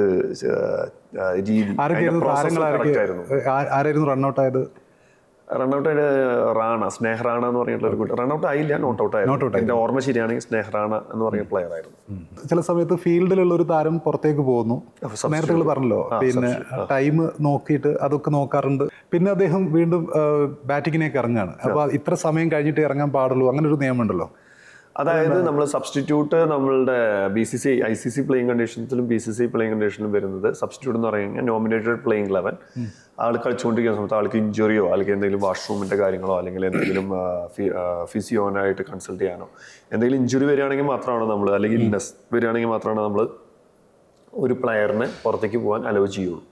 അങ്ങനെ പോവുകയാണെങ്കിൽ അത് നമ്മൾ എക്സ്റ്റേണൽ ആയിട്ടുള്ള ഒരു ഇഞ്ചുറി ആണെങ്കിൽ നമ്മൾ നോ പ്രോബ്ലം, നമുക്ക് എനി ടൈം അദ്ദേഹത്തിന് വന്നിട്ട് ബാറ്റിങ്ങോ ബോളിങ്ങോ ചെയ്യാം.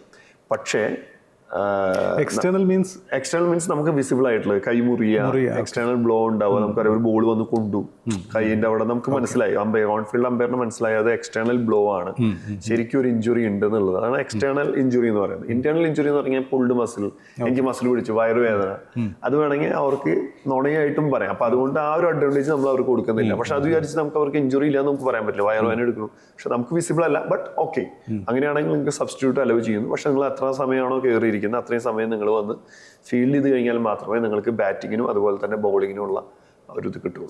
ടൈം നോക്കുന്നത് അതെല്ലാം TV അമ്പയർ ആണ് നോക്കുന്നത്.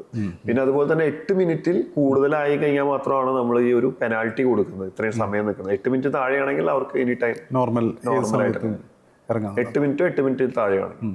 ഈ IPL നമ്മൾ കണ്ട ഒരു സംഭവമാണ് വൈഡിന് റിവ്യൂ കൊടുക്കുക എന്നുള്ളത്. അപ്പോൾ സ്വാഭാവികമായിട്ടും വൈഡിന് റിവ്യൂ കൊടുക്കുന്ന ഒരുപാട് ടൈമും, അതായത് ഒരു നിശ്ചിത ടൈമിനുള്ളിൽ ഇത്രയും ഓവർ എറിഞ്ഞ് തീർക്കണം അങ്ങനെ ഉണ്ടല്ലോ. പക്ഷേ ഈ IPL പല മത്സരങ്ങളും നമ്മളിപ്പോൾ 7:30 മണിക്ക് തുടങ്ങുകയാണെങ്കിൽ അത് 11:40 12 മണിയൊക്കെ ആവാറുണ്ട്. അപ്പോൾ ഈ പലപ്പോഴും വൈഡിൻ റിവ്യൂ കൊടുത്തിട്ടാണ് ഈ സമയം പോകുന്നത് കാണാറുള്ളത്. അപ്പോൾ ഈ വൈഡിൻ റിവ്യൂ കൊടുക്കുന്ന എത്രത്തോളം അതിൻ്റെ പിന്നെ ഡിസിഷൻ എടുക്കുമ്പോൾ എത്രത്തോളം ശ്രമകരമാണത്? ഓക്കെ, ഈ വൈഡ് റിവ്യൂ വന്നു തുടങ്ങിയിട്ട് IPL-ലാണ് വൈഡ് റിവ്യൂ വന്നിട്ടുള്ളത്. കഴിഞ്ഞ 3 കൊല്ലമായിട്ടാണ് ഈ വൈഡ് റിവ്യൂ വന്നിട്ടുള്ളത്.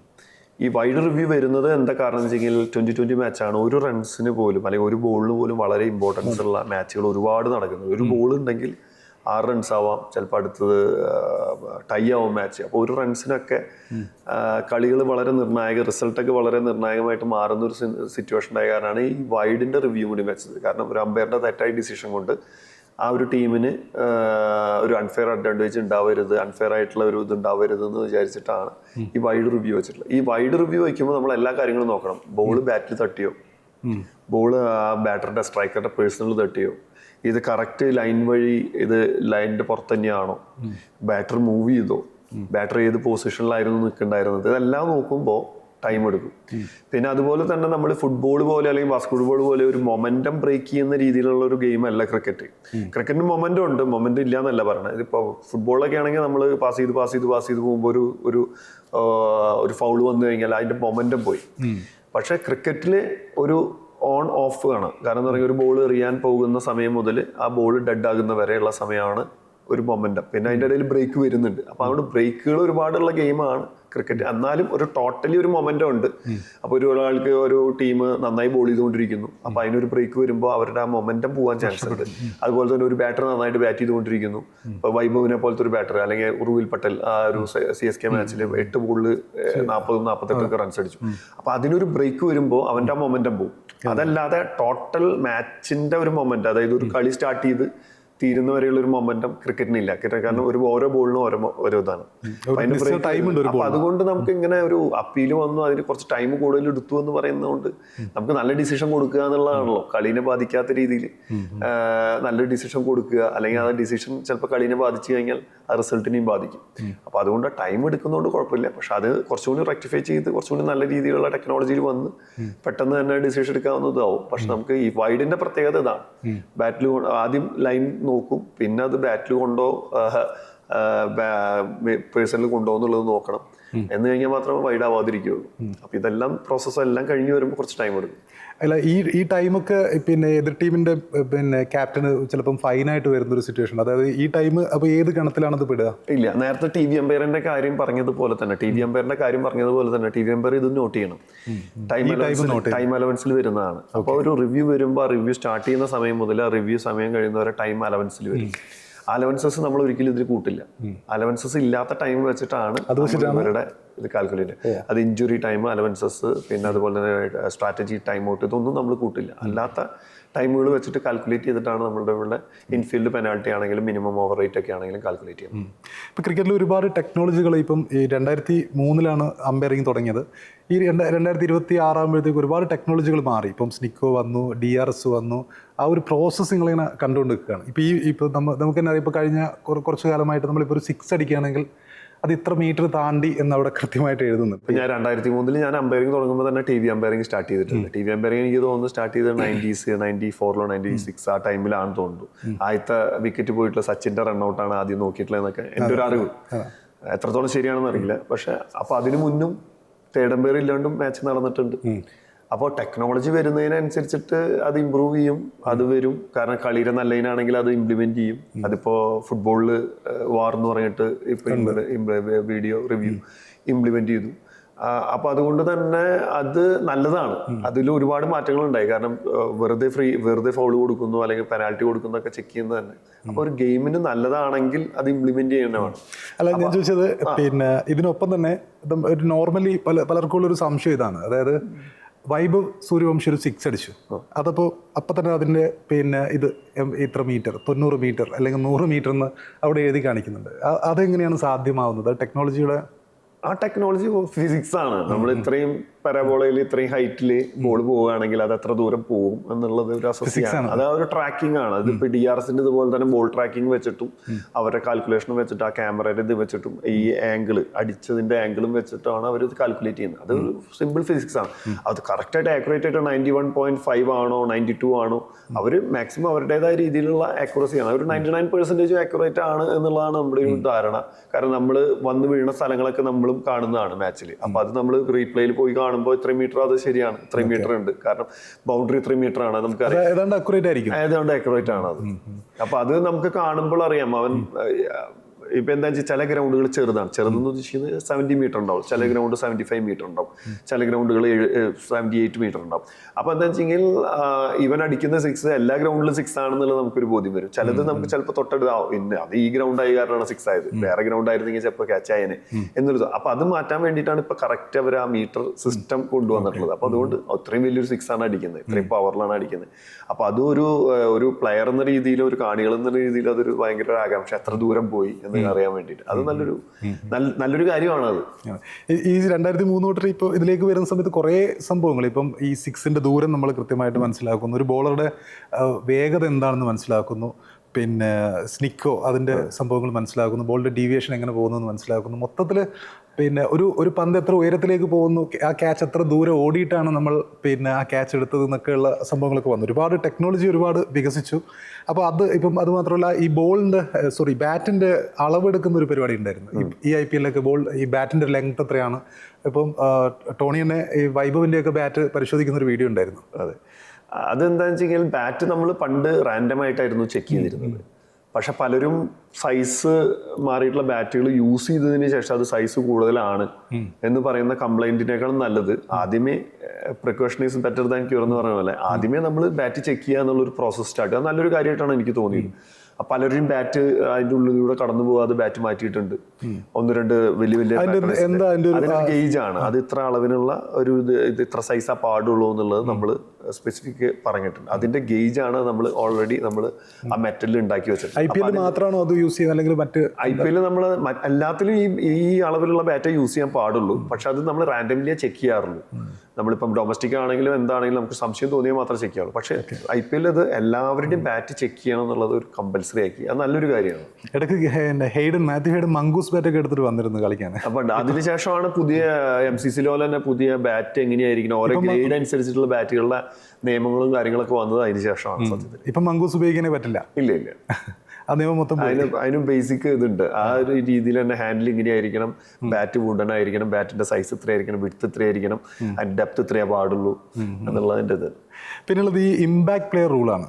അപ്പം സച്ചിൻ തന്നെ കഴിഞ്ഞ ഈ IPL ശേഷം പറഞ്ഞു അതൊരു പലരെയും തളർത്തുന്ന ഒരു റൂളാണ്. അതായത് ഒരു ഓൾറൗണ്ടർ എന്ന രീതിയിൽ ഓൾറൗണ്ടർമാരുടെ ഒരു അന്ത്യം എന്നുള്ള ലൈനിലേക്ക് ചർച്ച ചെയ്യപ്പെടുന്നുണ്ട്. അപ്പോൾ ഈ റൂളിനെ പറ്റി IPL മാത്രമാണ് ഈ റൂളിലെന്ന് തോന്നിപ്പോൾ. ഈ IPL വന്നതോടുകൂടിയിട്ട് ഒരുപാട് പ്ലേയേഴ്സിനാണ് ഓപ്പർച്യൂണിറ്റി വരുന്നത്. മറ്റെന്ന് പറഞ്ഞു കഴിഞ്ഞാൽ നമ്മളൊരു കുട്ടി ഇപ്പോൾ നമുക്ക് ഒരു അക്കാഡമി ഉണ്ട്, ക്രിക്കറ്റിലെ അക്കാഡമിയിൽ കോച്ചിങ്ങിന് വരുമ്പോൾ ഇന്ത്യൻ ടീമിൽ കയറുമെന്ന് പറഞ്ഞു കഴിഞ്ഞാൽ 15-അംഗ ടീമിൽ വരണം. അതെന്ന് പറഞ്ഞു കഴിഞ്ഞാൽ നമുക്ക് ഓരോ കൊല്ലം ടീം മാറുമൊന്നുമില്ല. നല്ല പെർഫോമൻസ് ആണെങ്കിൽ ചിലപ്പോൾ കൺസിസ്റ്റന്റ് ആയിട്ട് പെർഫോമൻസ് വരികയാണെങ്കിൽ ഒരു 3 കൊല്ലത്തേക്ക് ചിലപ്പോൾ അവസരങ്ങൾ കിട്ടിയില്ല എന്ന് തന്നെ വരാം. പല ഘട്ടങ്ങളിലും ഇന്ത്യൻ ടീമിൽ അങ്ങനത്തെ ഒരു സാഹചര്യമായിരുന്നു. അപ്പോൾ നമ്മളൊരു ഇന്ത്യയിലത്തെ ഒരു 15-ൽ പെടുക എന്നുള്ളതായിരുന്നു ഈ IPL 2008 മുന്നേ. ഇപ്പോൾ ശ്രീശാന്തൊക്കെ അതിന് വേണ്ടിയിട്ട് ശ്രമിച്ചിട്ട് ആയതാണ്, ശ്രീശാന്ത്, ടിനി യോഹന്നൻ.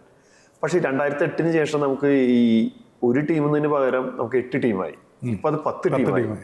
അപ്പോൾ ആ 10 ടീമിൽ കയറി കഴിഞ്ഞാൽ വലിയൊരു പ്ലാറ്റ്ഫോമാണ്, ഒരു ഇന്റർനാഷണൽ പ്ലാറ്റ്ഫോമാണ് വരുന്നത്. പ്രൊഫഷണൽ ക്രിക്കറ്റർ ആവാൻ നോക്കുകയാണെങ്കിലും നമ്മളുടെ കഴിവ് തെളിയിക്കാനുള്ള ഒരു പ്ലാറ്റ്ഫോം ആവാൻ നോക്കുകയാണെങ്കിലും IPL വലിയൊരു പ്ലാറ്റ്ഫോമാണ്. ഒരു IPL മാച്ച് അല്ലെങ്കിൽ ഒരു IPL സീസൺ അല്ലെങ്കിൽ ഒരു 4-5 സീസൺ കളിച്ചാൽ തന്നെ അവനൊരു പ്രൊഫഷണൽ പ്ലെയർ ആയിട്ട് മാറാനും പറ്റും. അത്രത്തോളം ഫിനാൻഷ്യൽ ബാക്കപ്പും കിട്ടും IPL കളിക്കുമ്പോൾ. അപ്പോൾ ഇതെല്ലാം കൊണ്ടും എല്ലാവരും ഇപ്പോൾ ഒരു ഫ്യൂച്ചർ നോക്കുന്നത് 10 ടീമിൽ ഒരാളാവും. അതായത് ഒരു സ്ക്വാഡിൽ മിനിമം ഒരു 25 പ്ലേയേഴ്സ് തൊട്ട് 30 പ്ലേയേഴ്സ് വരെ ഉണ്ടാവും. അപ്പോൾ ഒരു ആവറേജ് കളിക്കേണ്ടി നമുക്ക് 250 പ്ലേയേഴ്സിൽ ഒരു പ്ലെയർ ആവാൻ ഉള്ള ഒരു സാഹചര്യം, പ്രോബബിലിറ്റി കൂടി 15-ൽ നിന്നും 250 എന്ന് പറയുമ്പോൾ അതിന്റെ പ്രോബബിലിറ്റി വളരെ കൂടുതലാണ്. അത് എല്ലാ കൊല്ലവും ഉണ്ട്, ഇത്രയും മാച്ചസ് ഉണ്ട്. അപ്പൊ അതുകൊണ്ട് തന്നെ ഇത്രയും പ്ലേയേഴ്സിനെ ഉൾക്കൊള്ളുന്ന ഒരു ടൂർണമെന്റിൽ ഒരു പ്ലെയറേയും കൂടി കളിപ്പിക്കുക എന്ന് പറയുന്നത് വളരെയധികം അഡ്വാൻറ്റേജ് ഉള്ള കാര്യമാണ്. 11 പ്ലെയറുടെ സ്ഥലത്ത് 12 പേര് കളിക്കുക. അപ്പോൾ നമ്മളൊരു കാൽക്കുലേഷൻ, ഞാൻ മാക്സ് കാൽക്കുലേഷൻ പറയുകയാണെങ്കിൽ ഒരു 10 മാച്ച് കളിക്കുകയാണെങ്കിൽ, ആ ടീം കളിക്കുകയാണെങ്കിൽ 120 പ്ലെയേഴ്സിന് ചാൻസ് ആയി. അതായത് ഒരു മാച്ചിൽ 12 പ്ലെയർക്കാണെങ്കിൽ 120 സ്ലോട്ട് ചാൻസ് ഉണ്ട്. മറ്റേതാകുമ്പോൾ 110. അപ്പൊ 10 സ്ലോട്ട് കൂടുകയാണ്. അപ്പൊ 14 ലീഗ് മാച്ചാണ് കളിക്കുന്നത്. അപ്പൊ 14 സ്ലോട്ട് കൂടുകയാണ്. അപ്പൊ അത്രയും പ്ലെയേഴ്സിനെ ആ ഒരു 12-ൽ ഇറക്കാം, പുതിയ പ്ലേയേഴ്സിനെ പരീക്ഷിക്കാം. അവർക്ക് ബാറ്റിംഗ് മാത്രമാണ് കഴിവെങ്കിൽ ബാറ്റിംഗ് ഒന്ന് നോക്കാം. അപ്പൊ അങ്ങനത്തെ കുറെ കാര്യങ്ങളുണ്ട്. ഓൾറൗണ്ടേഴ്സിനെ അവിടെ ഇല്ലാണ്ടാക്കിയാണെങ്കിലും ഓൾറൗണ്ടേഴ്സിന് അവിടെ ഓപ്പർച്യൂണിറ്റി ഉണ്ട്. അവർക്ക് 2 രീതിയിലും അവർക്ക് പെർഫോം ചെയ്യും. ഒരു പ്ലെയർ മാത്രമാണല്ലോ ഇമ്പാക്ട് പ്ലെയർ ആയിട്ട് കയറ്റുന്നത്. ഇവർ 2003 ഇതിലേക്ക് വന്നത്. അപ്പം സാധാരണ നമ്മൾ കാണാറുണ്ട്, പിന്നെ ക്രിക്കറ്റ് കളിക്കുന്ന ആൾക്കാർ, നന്നായിട്ട് ബാറ്റ് ചെയ്യുന്ന ആൾക്കാർ അല്ലെങ്കിൽ നന്നായിട്ട് ബോൾ ചെയ്യുന്ന ആൾക്കാർ, ഒരു ക്രിക്കറ്റ് കളിക്കാരൻ പിന്നീട് അമ്പയറായി മാറുന്ന നമ്മൾ കണ്ടിട്ടുണ്ട്. ഇപ്പം കുമാർ ധർമ്മസേന അന്താരാഷ്ട്ര തലത്തിൽ അദ്ദേഹം ശ്രീലങ്കയുടെ പ്ലെയർ ആയിരുന്നു. പിന്നെ പോൾ റീഫൽ ഓസ്ട്രേലിയയുടെ പ്ലെയർ ആയിരുന്നു. നമ്മുടെ അനന്ത് പത്മനാഭൻ, അങ്ങനെ ഒരുപാട് പേരുണ്ട്. അപ്പം പക്ഷേ ഡയറക്റ്റ് അമ്പയറിംഗിൽ മാത്രമായിരുന്നു ശ്രദ്ധിച്ചത്, അല്ലെങ്കിൽ അതിനു മുമ്പ് ക്രിക്കറ്റ് കളിക്കാറുണ്ടായിരുന്നു? ഞാനിപ്പോൾ എല്ലാവരും പോലെ തന്നെ ഇപ്പോൾ കേരളത്തിലാണല്ലോ നമ്മൾ ജനിച്ചത്. അപ്പോൾ അതിൻ്റെതായ ഗുണങ്ങളും ഉണ്ട്, അതിൻ്റെതായ ഈ സ്പോർട്സ് പരമായിട്ടുള്ള ചെറിയ ഡീമെറിറ്റ്സും ഉണ്ട്. എന്ന് പറഞ്ഞു കഴിഞ്ഞാൽ പഠിപ്പിൽ കോൺസെൻട്രേറ്റ് ചെയ്യണം. തൃശ്ശൂരാണ് വീട്. തൃശ്ശൂരാണ്.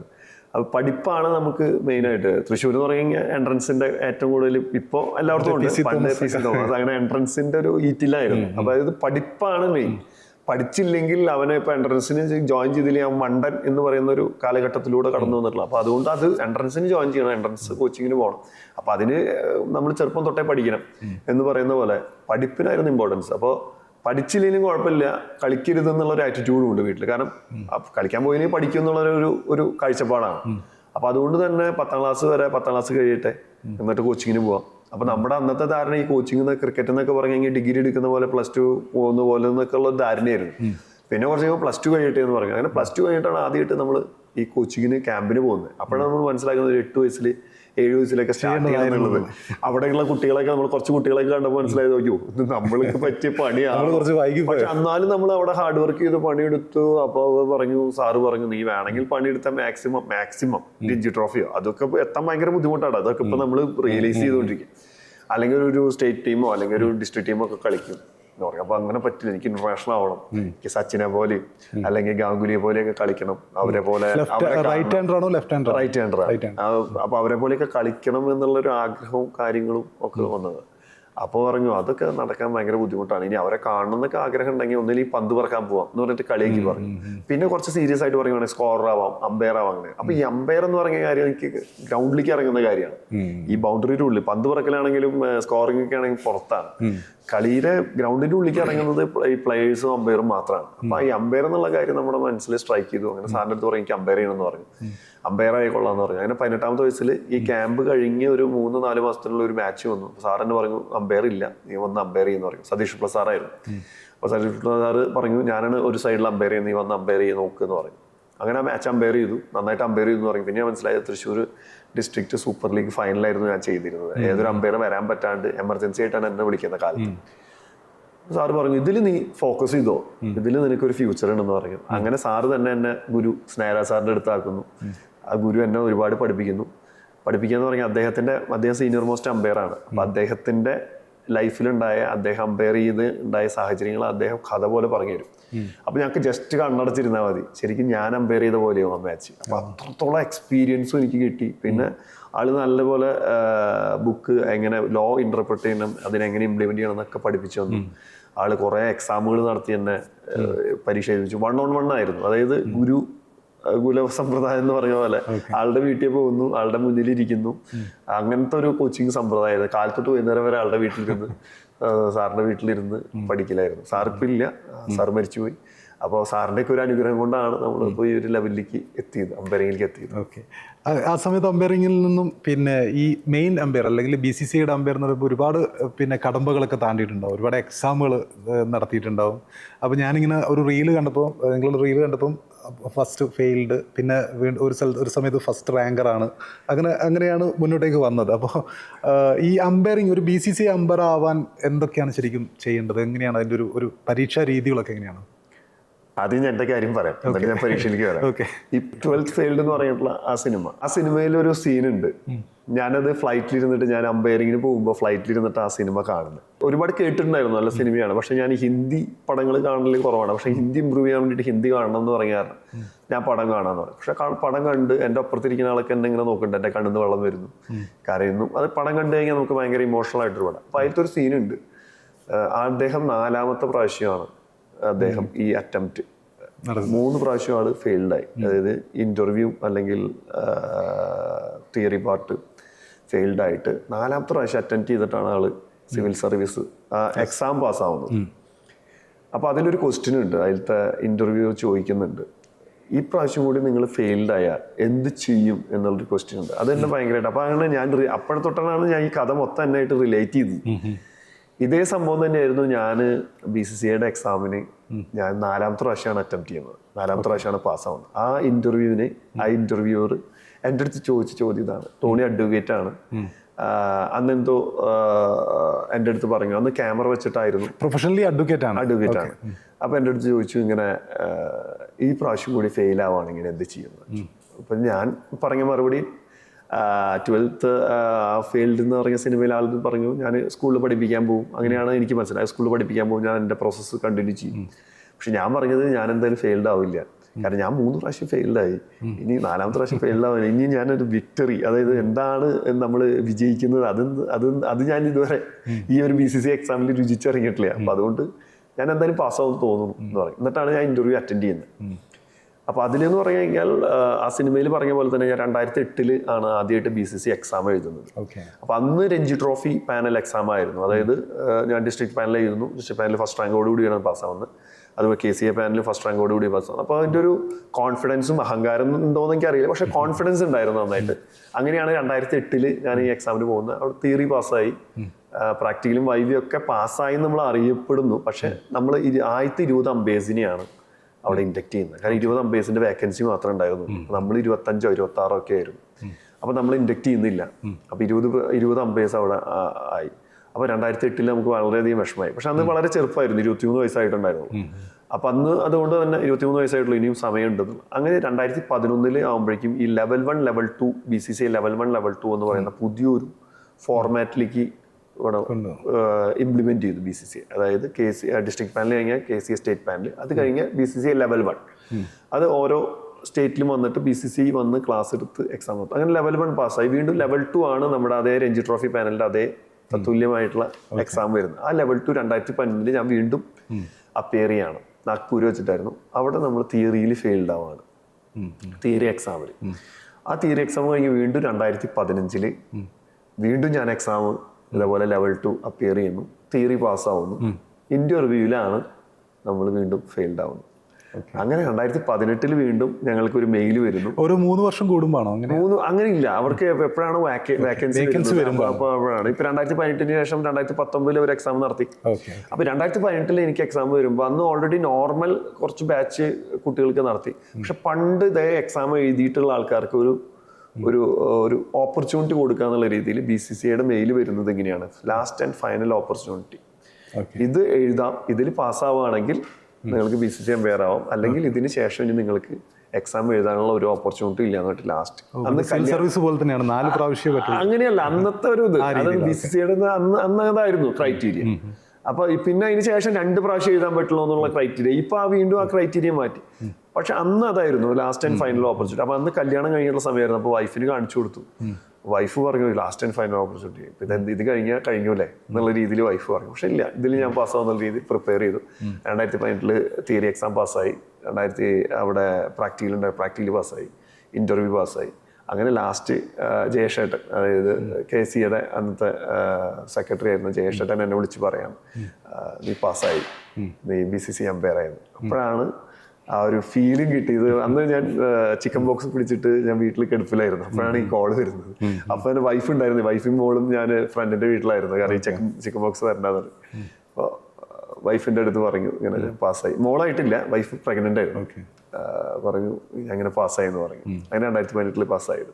അപ്പൊ ഈ ഇത് വരുന്നത്, എക്സാം വരുന്നത് നമ്മൾ ഡിസ്ട്രിക്ട് പാനൽ, സ്റ്റേറ്റ് പാനൽ, പിന്നെ ഇപ്പൊ വരുന്നത് സ്റ്റേറ്റ് പാനൽ കഴിഞ്ഞ് കഴിഞ്ഞാൽ BCCയുടെ എക്സാം. ഇപ്പൊ വീണ്ടും പഴയ പോലെ രഞ്ജി ട്രോഫി പാനൽ പോലെ BCCI നാഷണൽ പാനൽ എക്സാമാണ് വരുന്നത്. ഈ തിയറി പാസ്സായി, തിയറി എന്നൊക്കെ പറയുമ്പോൾ എന്തൊക്കെയാ അതിന്റെ ഒരു നമ്മൾ വരുന്നത്, നമുക്ക് MCC ലോ ആണ് വരുന്നത്, പ്ലസ് BCCയുടെ പ്ലേയിങ് കണ്ടീഷൻസ്. ഇത് രണ്ടും കൂടിയിട്ടുള്ള ലോ വെച്ചിട്ടാണ് നമുക്ക് എക്സാം വരിക. അതൊരു 3 മണിക്കൂർ എക്സാം ആണ്. ആ 3 മണിക്കൂർ എക്സാമിൽ ഏറ്റവും വലിയ പ്രത്യേകത ഞാൻ കണ്ടിട്ടുള്ളത്, വേറെ ഒരു എക്സാമിന് ഞാൻ കണ്ടിട്ടില്ല, എനിക്ക് അറിയില്ല, എൻ്റെ ലൈഫിൽ ഞാൻ വേറെ അറിഞ്ഞിട്ടില്ല. ഈ ഒരു എക്സാമിന്റെ പ്രത്യേകത 90% മാർക്കിന് മേലെ കിട്ടി കഴിഞ്ഞാൽ മാത്രമേ നമ്മൾ പാസ്സാവുള്ളൂ. ബാക്കി എല്ലാ എക്സാമും, ഇപ്പോൾ ഞാൻ പ്രൊഫഷണൽ കോഴ്സ് ഞാൻ അഡ്വക്കേറ്റ് ഇത് ചെയ്തപ്പോൾ LLB ചെയ്തപ്പോൾ 50% പാസ് മാർക്ക്. ബാക്കി എല്ലാം 40 35 ആണെങ്കിൽ 50% LLBയുടെ അല്ലെങ്കിൽ പ്രൊഫഷണൽ കോഴ്സിൻ്റെയൊക്കെ പാസ് മാർക്ക്. പക്ഷെ അതിനേക്കാളും കൂടുതൽ 90% കിട്ടി കഴിഞ്ഞാൽ മാത്രമേ പാസ്. അത് ഇത്രയും വേക്കൻസി ഉള്ള സമയത്ത് ഭയങ്കര ടഫ് പേപ്പറൊക്കെ ആണെങ്കിൽ മാത്രമാണ് അത് സ്പെഷ്യൽ ഇത് വെച്ചിട്ട് അവർ ഗ്രേസ് മാർക്ക് കൊടുക്കുകയോ അല്ലെങ്കിൽ അതിൻ്റെ കട്ട് ഓഫ് 85 ഒക്കെ ആക്കുകയോ ചെയ്തു. അത് വളരെ ചുരുക്കം സമയങ്ങൾ ചില എക്സാമുകൾ മാത്രമേ ചെയ്തിട്ടുള്ളൂ. അല്ലെങ്കിൽ 90% ആണ് നമ്മുടെ കട്ട് ഓഫ്. അപ്പോൾ അതിൻ്റെ റീസൺ ചോദിച്ചപ്പോൾ നമുക്ക് മനസ്സിലാകാൻ പറ്റിയത്, ഒരു അമ്പയർക്ക് ഒരു ലോയും അറിയാതെ അവിടെ നിൽക്കരുത്. നമ്മളൊരു എക്സാമിന് പഠിക്കാൻ പോകുമ്പോൾ നമുക്ക് അവിടെ അതേപോലെ തന്നെ ക്വസ്റ്റ്യൻസ് 42 ക്വസ്റ്റ്യൻസ് 43 ക്വസ്റ്റ്യൻസ്, അതിൽ ഓറില്ല, നമുക്ക് ചോയ്സ് ഇല്ല. എല്ലാ ക്വസ്റ്റ്യൻസും നമ്മൾ അറ്റൻഡ് ചെയ്യണം. അപ്പൊ അതേപോലെ തന്നെ നമ്മൾ ഇത്ര 90% മേലെ മാർക്ക് വേണം. അപ്പൊ അതിന്റെ ഇന്റൻഷൻ പറയുന്നത്, നമ്മളവരോട് ഒരു ലോ പഠിക്കാതെ പോലും നമ്മൾ അവിടെ പോയിട്ട് അമ്പയർ ചെയ്തത് എല്ലാ ലോയും നമുക്ക് അറിയാം. പിന്നെ നമ്മൾ എഴുതുന്നതിന്റെ ഒരു ഇതനുസരിച്ചിട്ടാണ് 90, ശരിക്കും 100% മാർക്ക് കിട്ടണം എന്നുള്ളതാണ്. നമ്മൾ പഠിക്കുമ്പോൾ എഴുതുമ്പോൾ 100% എഴുതണം എന്നുള്ളതാണ് ഒരു അമ്പയർ എന്നുള്ളത്, നല്ലൊരു അമ്പയർ എന്നുള്ള രീതിയിൽ ചെയ്യണം എന്നുള്ളതാണ് എൻ്റെ ഒരു ഇന്റൻഷൻ. ഈ ലോ എന്ന് പറയുമ്പോൾ ക്രിക്കറ്റിൽ പിന്നെ ഒരുപാട് കൺഫ്യൂസിംഗ് ആയിട്ടുള്ള ലോകളുണ്ട്, വളരെ സിമ്പിൾ ആയിട്ടുള്ള ലോകളുണ്ട്. അപ്പോൾ ടോണി കണ്ടെടുത്തോളം ഏറ്റവും കൺഫ്യൂസിംഗ് ആയിട്ടുള്ള ഒരു ലോ ഏതായിരിക്കും? കൺഫ്യൂസിങ് ലോ ഇല്ല സത്യത്തിൽ. നമ്മൾ ലോ നന്നായി പഠിച്ചു കഴിഞ്ഞാൽ, ലോ നന്നായിട്ട് അടുത്തറിഞ്ഞു കഴിഞ്ഞാൽ നമുക്ക് കൺഫ്യൂഷൻസ് വരില്ല. ചില ഇൻസിഡന്റുകൾ മാത്രമാണ് നമുക്ക് കൺഫ്യൂഷൻസ് വരിക. നമ്മളൊരു ഇൻസിഡന്റ്, ഒരു സ്പെഷ്യൽ ഇൻസിഡന്റ് വന്നു കഴിഞ്ഞാൽ ഏത് ലോ വെച്ചിട്ട് വേണം നമ്മൾ അതിനെ ഇതാക്കാൻ. ഒരു ലോ പ്രകാരം അത് കുഴപ്പമില്ല, പക്ഷെ ഒരു ലോ പ്രകാരം. അപ്പോൾ അതിനുള്ള ക്ലാരിഫിക്കേഷൻസും MCC തന്നിട്ടുണ്ട്. പിന്നെ അങ്ങനത്തെ ഒരു കൺഫ്യൂഷൻസ് ഉള്ള സ്റ്റേജസ് ഇപ്പം ഇല്ല. ഇപ്പം എല്ലാം ഒരുവിധം MCC എന്ന് പറയുമ്പോൾ മെരിൽബൺ ക്രിക്കറ്റ് ക്ലബ്ബ്, അവരാണ് ഇതിന്റെ കോപ്പിറൈറ്റ് ഉള്ളത്. അവരുടെ കമ്മിറ്റിയാണ് ഇതിന്റെ ഓരോ ക്ലാരിഫിക്കേഷൻസ്, ഓരോ സമയത്തും ഇതിന്റെ അമെന്റ്മെന്റും കാര്യങ്ങളൊക്കെ വരിക. ക്ലാരിഫിക്കേഷൻസ് വന്ന് ഓരോ സ്ഥലത്ത് ഉണ്ടാവുന്ന ഇൻസിഡൻസുകൾ കണ്ട് ആ ലോനെ അമെന്റ് ചെയ്തുകൊണ്ടിരിക്കും. അപ്പൊ അതുകൊണ്ട് ക്ലാരിഫിക്കേഷൻസ് ഒക്കെ ക്ലിയർ ആണ്. ലോ ക്ലിയർ ആയിട്ട് വായിച്ചു കഴിഞ്ഞാൽ നമുക്ക് ഒരുവിധം 99% അവിടെ കൺഫ്യൂഷൻ. സിറ്റുവേഷൻസ് ചിലപ്പോൾ ഒരുപക്ഷെ സിറ്റുവേഷൻസ് ചിലപ്പോൾ ആദ്യമായിട്ട് ഉണ്ടാകുമ്പോൾ ആ ഒരു സിറ്റുവേഷൻ വന്നു, ഇതിൽ എന്ത് ചെയ്യും എന്നുള്ളത്. അപ്പോഴും അതിന് നെക്സ്റ്റ് ഇയർ അതിന് അമെന്റ് ചെയ്തിട്ട് അതിന് ക്ലാരിഫിക്കേഷൻ വരും, ലോയും മാറ്റും. ഡെക്വർത്ത് ലൂയിസ് നിയമം പോലും അങ്ങനെ മാറ്റിയിട്ടുണ്ട്. അത് പിന്നെ മഴ നിയമമാണ്. അതിന്റെ ടെക്നിക്കൽ വശങ്ങൾ വെച്ചിട്ടാണ് അത് കൂടുതൽ അപ്ഡേറ്റ് ചെയ്തത്. അതിനേക്കാളും നല്ല രീതിയിൽ ഇവിടെ VJD ഉണ്ട്. VJD ഇപ്പോൾ അപ്ഡേറ്റ് ചെയ്യുന്നത് നമ്മുടെ തൃശ്ശൂർകാരനാണ്, കേരളീയനാണ്, ജയദേവൻ സാറിന്റെ VJD. അപ്പോൾ നമ്മുടെ BCC ഫോളോ ചെയ്യുന്നത്, ഡൊമസ്റ്റിക് മാച്ചിൽ ഫോളോ ചെയ്യുന്നത് VJD മഴ നിയമമാണ്. അതിന് ഇന്റർനാഷണൽ മാച്ചിലും വരണം എന്നുള്ളതാണ് നമ്മുടെ ഒരു അഭിപ്രായം. നമ്മുടെ ഒരു കേരളീയൻ എന്നുള്ള രീതിയിൽ, ഇന്ത്യക്കാരെന്നുള്ള രീതിയിലും കമ്പാരിറ്റീവ്ലി ബെറ്റർ ആണ്. ഈ ഇന്റർവ്യൂ ബോർഡിനെ കുറിച്ച് പറഞ്ഞല്ലോ. ഇന്റർവ്യൂ ബോർഡിൽ സൈമൺ ടോഫലൊക്കെ ഉണ്ടായിരുന്നു. ആരൊക്കെയായിരുന്നു umpiring panel? 2015 Simon Taufel sir, അതായത് സൈമൺ ടോഫൽ സാറിന് വിളിക്കാൻ പാടില്ല, സൈമൺ എന്ന് വിളിക്കുന്ന ആളാണ് അദ്ദേഹത്തിന്റെ ഒരു ഇത്, അങ്ങനത്തെ കൾച്ചർ. അപ്പോൾ സൈമൺ ടോഫൽ വന്നത് 2015 ഇന്റർവ്യൂവിനാണ്. ആ ഇന്റർവ്യൂവിലാണ് ഞാൻ ഫെയിലായത്. അപ്പോൾ എനിക്ക് തോന്നുന്നു ആ ഇന്റർവ്യൂവിൽ ഞാൻ കുറച്ചുകൂടി നന്നായിട്ട് ചെയ്യണമായിരുന്നു, അപ്പിയർ ചെയ്യണമായിരുന്നു എന്ന് തോന്നുന്നു. അതുകൊണ്ടായിരിക്കും ഞാൻ ഫെയിൽ ആയിട്ടുണ്ടാവും. അല്ലെങ്കിൽ അദ്ദേഹത്തിന്റെ ഒരു വൺ മാൻ ഇന്റർവ്യൂ ആയിരുന്നു. അപ്പൊ അദ്ദേഹത്തിന്റെ ഒരു മൈൻഡ് സെറ്റ് അനുസരിച്ചിട്ടുള്ള ഒരു രീതിയിൽ ഞാൻ പെർഫോം ചെയ്തിട്ടുണ്ടാവില്ല. ഫസ്റ്റ് മാച്ച് എന്ന് പറയുമ്പോൾ പിന്നെ ഈ ഫസ്റ്റ് ക്ലാസ്സിൽ ത്രിപുര വേഴ്സസ് ജമ്മു കാശ്മീർ മത്സരമായിരുന്നു. ആ മത്സരത്തിലേക്ക് ഇറങ്ങുമ്പോൾ ഉള്ളൊരു എക്സ്പീരിയൻസ് എങ്ങനെയായിരുന്നു? എപ്പോഴും നമ്മൾ ഇന്റർനാഷണൽ പാനലോ അങ്ങനത്തെ കാര്യങ്ങൾക്ക് പോകുമ്പോൾ നമ്മൾ ഡൊമസ്റ്റിക് മാച്ച് ചെയ്യണം. നമ്മുടെ മനസ്സിലുണ്ടാവും ഫസ്റ്റ് ക്ലാസ് മാച്ച്. രഞ്ജി ട്രോഫിയാണ് നമ്മുടെ ഇന്ത്യയിലുള്ള first class matches. Ranji trophy, Duleep trophy, Irani trophy, പിന്നെ ഇന്ത്യ മാച്ചുകളൊക്കെ, അതൊക്കെയാണ് ഫസ്റ്റ് ക്ലാസ് മാച്ചുകൾ. അപ്പോൾ നമ്മുടെ മനസ്സിൽ നമ്മൾ അണ്ടർ-19 കൂച്ച് ബിഹാർ ചെയ്യുന്നു, അണ്ടർ-23 CK നായിഡു ചെയ്യുന്നു, വിനു മങ്ക ട്രോഫി ചെയ്യുന്നു, അണ്ടർ-19. അപ്പോൾ നമ്മുടെ ലൈഫിൽ ഫസ്റ്റ് ക്ലാസ് അമ്പയർ ആവുക എന്നുള്ളത് നമ്മുടെ ആദ്യ കടമ്പയാണ്. അപ്പോൾ ഫസ്റ്റ് ക്ലാസ് അമ്പയർ ആവുക എന്നുള്ള രഞ്ജി ട്രോഫി മാച്ച് കിട്ടുമ്പോഴാണ്. അപ്പോൾ നമ്മൾ ചെറുപ്പത്തിലൊക്കെ ഒരുപാട് രഞ്ജി ട്രോഫി മാച്ച് കൊച്ചിയിലും അതുപോലെ തന്നെ പാലക്കാടൊക്കെ പോയി കണ്ടിട്ടുണ്ട്. അപ്പോൾ ആ ഒരു അറ്റ്മോസ്ഫിയർ ഇതൊക്കെ നമുക്ക് വളരെയധികം ഇംപ്രസീവ് ആയിട്ട് തോന്നി. വളരെയധികം കുറച്ചുകൂടി ഹയർ ലെവലിലുള്ള മാച്ചസ് ആണ്. ഇന്റർനാഷണൽ പ്ലേയേഴ്സ് കളിക്കുന്ന മാച്ചസ് ആണ്. അവരുടെ ഒരു പ്ലാറ്റ്ഫോമാണ്. അവർക്ക് നെക്സ്റ്റ് ടെസ്റ്റ് മാച്ച് കളിക്കാനും അത് കളിക്കാനുള്ള അതെ അവരുടെ ഒരു പ്ലാറ്റ്ഫോമാണ്. ആ പ്ലാറ്റ്ഫോമിൽ കളിക്കുന്ന പ്ലേയേഴ്സിന്റെ അതേ ഒരു ഇന്റൻസിറ്റിയും അതുപോലെ തന്നെ ആ ഒരു ടെൻഷനൊക്കെ എനിക്കും ഉണ്ടായിരുന്നു ഫസ്റ്റ് മാച്ചിൽ. അപ്പോൾ ആ ഒരു ഫസ്റ്റ് ക്ലാസ് കിട്ടുന്നതിന്റെ സന്തോഷം പ്ലസ് അതിന്റെ ഫസ്റ്റ് ക്ലാസ് അമ്പയർ ചെയ്യണതിന്റെ ടെൻഷൻ ഉണ്ടായിരുന്നു. പക്ഷെ നല്ല മാച്ചായിരുന്നു. ജമ്മു ജയിച്ചു. ജമ്മു നല്ല മാച്ചായിരുന്നു. അല്ല, ഡ്രോ ആയി മാച്ച്. അത് മഴയായിട്ട് ലാസ്റ്റ് ഡ്രോ ആയി. ജമ്മുവും ത്രിപുരയും തമ്മിലുള്ള മാച്ചായിരുന്നു. നല്ലൊരു മാച്ചായിരുന്നു. നല്ല വൃദ്ധിമാൻ സഹായ ആയിരുന്നു ക്യാപ്റ്റൻ. അപ്പോൾ അതുകൊണ്ട് തന്നെ നല്ല രീതിയിൽ അത് ചെയ്യാൻ പറ്റി. അവരുടെയൊക്കെ നല്ലൊരു അപ്രീസിയേഷനൊക്കെ കിട്ടി. അതുപോലെ തന്നെ കോമ്പയറിന്റെ അപ്രീസിയേഷൻ കിട്ടി. അതുപോലെ തന്നെ മാച്ച് റഫറിയുടെയൊക്കെ അപ്രീസിയേഷൻ കിട്ടി. നന്നായിട്ട് ചെയ്യാൻ പറ്റിയത്. ഈ പിന്നെ ഇടയ്ക്ക് ജമ്മു കാശ്മീരിനെ കുറിച്ചുകൂടി ചോദിക്കാൻ തോന്നുന്നു. കാരണം ഈ പ്രാവശ്യത്തെ രഞ്ജി അവരാണ് അടിച്ചിരിക്കുന്നത്. കാരണം അതൊരു അത്ഭുതം തന്നെയാണ്. കാരണം ജമ്മു കാശ്മീർ പോലത്തെ ഒരു ടീം വർഷങ്ങളായിട്ട് മറ്റ് പല ടീമുകളുടെയും ഇപ്പം കർണാടക അല്ലെങ്കിൽ ബോംബെ അതൊക്കെ ഒരുപാട് പ്രാവശ്യം അടിച്ചതാണ്. പക്ഷെ ജമ്മുവിൻ്റെ ഒരു വരവ് കൂടി, അതായത് പിന്നെ രഞ്ജി ട്രോഫിയിൽ അവരൊരു പിന്നെ എന്താ പറയുക കിരീടം നേടിക്കൊണ്ടൊരു വലിയൊരു മാർക്ക് സൃഷ്ടിച്ചിരിക്കുകയാണ്. ആ ടീമിനെ കുറിച്ച് എന്തെങ്കിലും പറയാനുണ്ടോ? ഇപ്പം ഞാൻ എൻ്റെ ഫസ്റ്റ് ക്ലാസ് മാച്ച് നടന്നത് ജമ്മുവിലാണ്. അപ്പോൾ തന്നെ ഞാൻ ജമ്മു കാശ്മീർ പോകുമ്പോൾ അവിടുന്ന് BCC നേരിട്ടിട്ടായിരുന്നു അവിടുത്തെ അഡ്മിനിസ്ട്രേഷനും കാര്യങ്ങളൊക്കെ. അപ്പോൾ അവിടുത്തെ പൊളിറ്റിക്കൽ സാഹചര്യങ്ങൾ കൊണ്ടായിരിക്കാം, അതായത് ക്രിക്കറ്റ് അസോസിയേഷനിലത്തെ കാര്യങ്ങൾ കൊണ്ടായിരിക്കാം. പക്ഷെ അന്ന് തന്നെ മനസ്സിലാക്കിയത് വളരെ നല്ല രീതിയിലുള്ള പ്രോസസ്സിലൂടെയാണ് ജമ്മു കാശ്മീർ ടീം പോയിക്കൊണ്ടിരിക്കുന്നത്. അതുവരെയുള്ള ജമ്മു കാശ്മീരിനേക്കാളും കൂടുതൽ നല്ല രീതിയിലാണ് പോയിക്കൊണ്ട്. പിന്നെ എല്ലാ ടീമും നന്നായിട്ട് ഇമ്പ്രൂവ് ചെയ്ത് വരുന്നത്. അത് BCCയുടെ തന്നെ വലിയൊരു അപ്രീഷിയേറ്റ് ചെയ്യുന്ന വലിയൊരു കാര്യമാണ്. കാരണം എല്ലാ ടീമുകളെയും ഒരുപോലെ തന്നെ, അതിപ്പോൾ നോർത്ത് ഈസ്റ്റ് ആണെങ്കിലും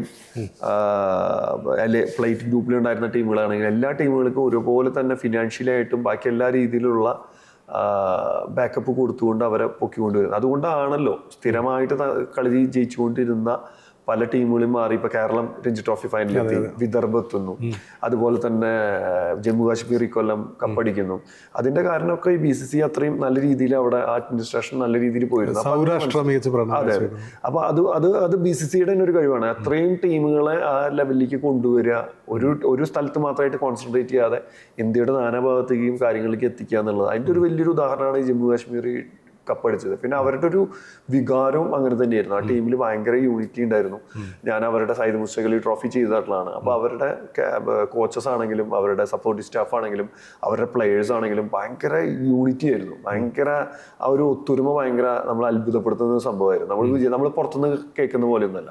അവരുടെ ആ ഒരു അസോസിയേഷൻ ആണെങ്കിലും അവരുടെ എല്ലാ കാര്യങ്ങളും വളരെ ഒത്തൊരുമ. അപ്പോൾ അതിന് നമുക്കൊരു പ്രതീക്ഷ ഉണ്ടായിരുന്നു നന്നായിട്ട്. പിന്നെ ഒന്ന് പറയാനുള്ളത് അക്യൂബ് നബി, മുസ്തഖ് അലി ട്രോഫിയിൽ തന്നെ 2020 ട്രോഫിയിൽ തന്നെ നല്ല രീതിയിൽ ബോൾ ചെയ്യുന്ന ഒരു പ്ലെയർ ആയിരുന്നു. അപ്പോൾ അദ്ദേഹം 60 വിക്കറ്റിൽ പരം കൂടുതൽ വിക്കറ്റ് എടുത്തിട്ടാണ് ഒരു വൺ മാൻ ഷോ നടത്തിയിട്ട് തന്നെയാണ് ആ ടീമിനെ ഇത്രയും കൊണ്ടുവന്നത്. കർണാടക നല്ലൊരു ബാറ്റിംഗ് ബാക്കപ്പ് ഉണ്ടായിരുന്ന ഒരു ടീമായിരുന്നു. അവര് ബാറ്റിംഗ് വിക്കറ്റാണ് അവരുണ്ടാക്കിയത്. അവരുടെ ഹോം ഗ്രൗണ്ട് ആയിരുന്നു. അപ്പോൾ അവർക്ക് കുറച്ചും കൂടി അനുകൂലമായിട്ട് ബാറ്റിംഗ് പിച്ചിൽ തന്നെ അക്യൂബ് നബി നന്നായിട്ട് പെർഫോം ചെയ്യാനും പറ്റി, അവർക്ക് കപ്പടിക്കാനും പറ്റി. അത് വലിയൊരു അപ്രീഷിയേറ്റ് ചെയ്യുന്ന കാര്യമാണ് ജമ്മു കാശ്മീർ അസോസിയേഷനെയും അവരുടെ ടീമിനെയും അതുപോലെ തന്നെ BCCI. അതുപോലെ ഈ കളിക്കാരും അമ്പയേഴ്സുമായിട്ടുള്ള ആ ഒരു സൗഹൃദം നമ്മൾ പലപ്പോഴും കാണാറുണ്ട്. നമ്മുടെ ഓർമ്മകളിൽ തന്നെ മറ്റേ ഷെപ്പേഡ്, പഴയ ഡേവിഡ് ഷെപ്പേഡൊക്കെ പിന്നെ അമ്പയറായിട്ട് നിൽക്കുമ്പോൾ അദ്ദേഹം മറ്റേ സച്ചിനുമായിട്ടും മറ്റേവരായിട്ടൊക്കെ ഉള്ളൊരു സൗഹൃദം കാണുന്നുണ്ട്. അതിനു മുമ്പ് ഡിക്കി ബേർഡ്, ഒരിക്കലും ഞാനൊരു കഥ കേട്ടത്, പിന്നെ സുനിൽ ഗവാസ്കറിൻ്റെ മുടി ഇങ്ങനെ നെറ്റിയിലേക്ക് ഇങ്ങനെ താഴ്ന്നു വന്നപ്പോൾ ഡിക്കി ബേർഡ് വന്നിട്ട് കത്രി കൊണ്ട് മുറിച്ചു കൊടുത്തു എന്നൊക്കെയുള്ള കഥകൾ കേട്ടിട്ടുണ്ട്. അപ്പം കളിക്കാരും അമ്പയറും തമ്മിലുള്ള സൗഹൃദം അത് എത്രത്തോളം ഈ പിന്നെ വലിയ സൗഹൃദത്തിൻ്റെ സാധ്യതകൾ ഇല്ലെങ്കിൽ കൂടി ഒരു എന്താ പറയുക, ഒരു ഊഷ്മളമായ ഒരു ബന്ധം അവിടെ പലപ്പോഴും ഈ ഗ്രൗണ്ടിൽ ആവശ്യമാണ്. അപ്പം അങ്ങനെയുള്ള അതിനെപ്പറ്റി എന്താണ് പറയുന്നത്?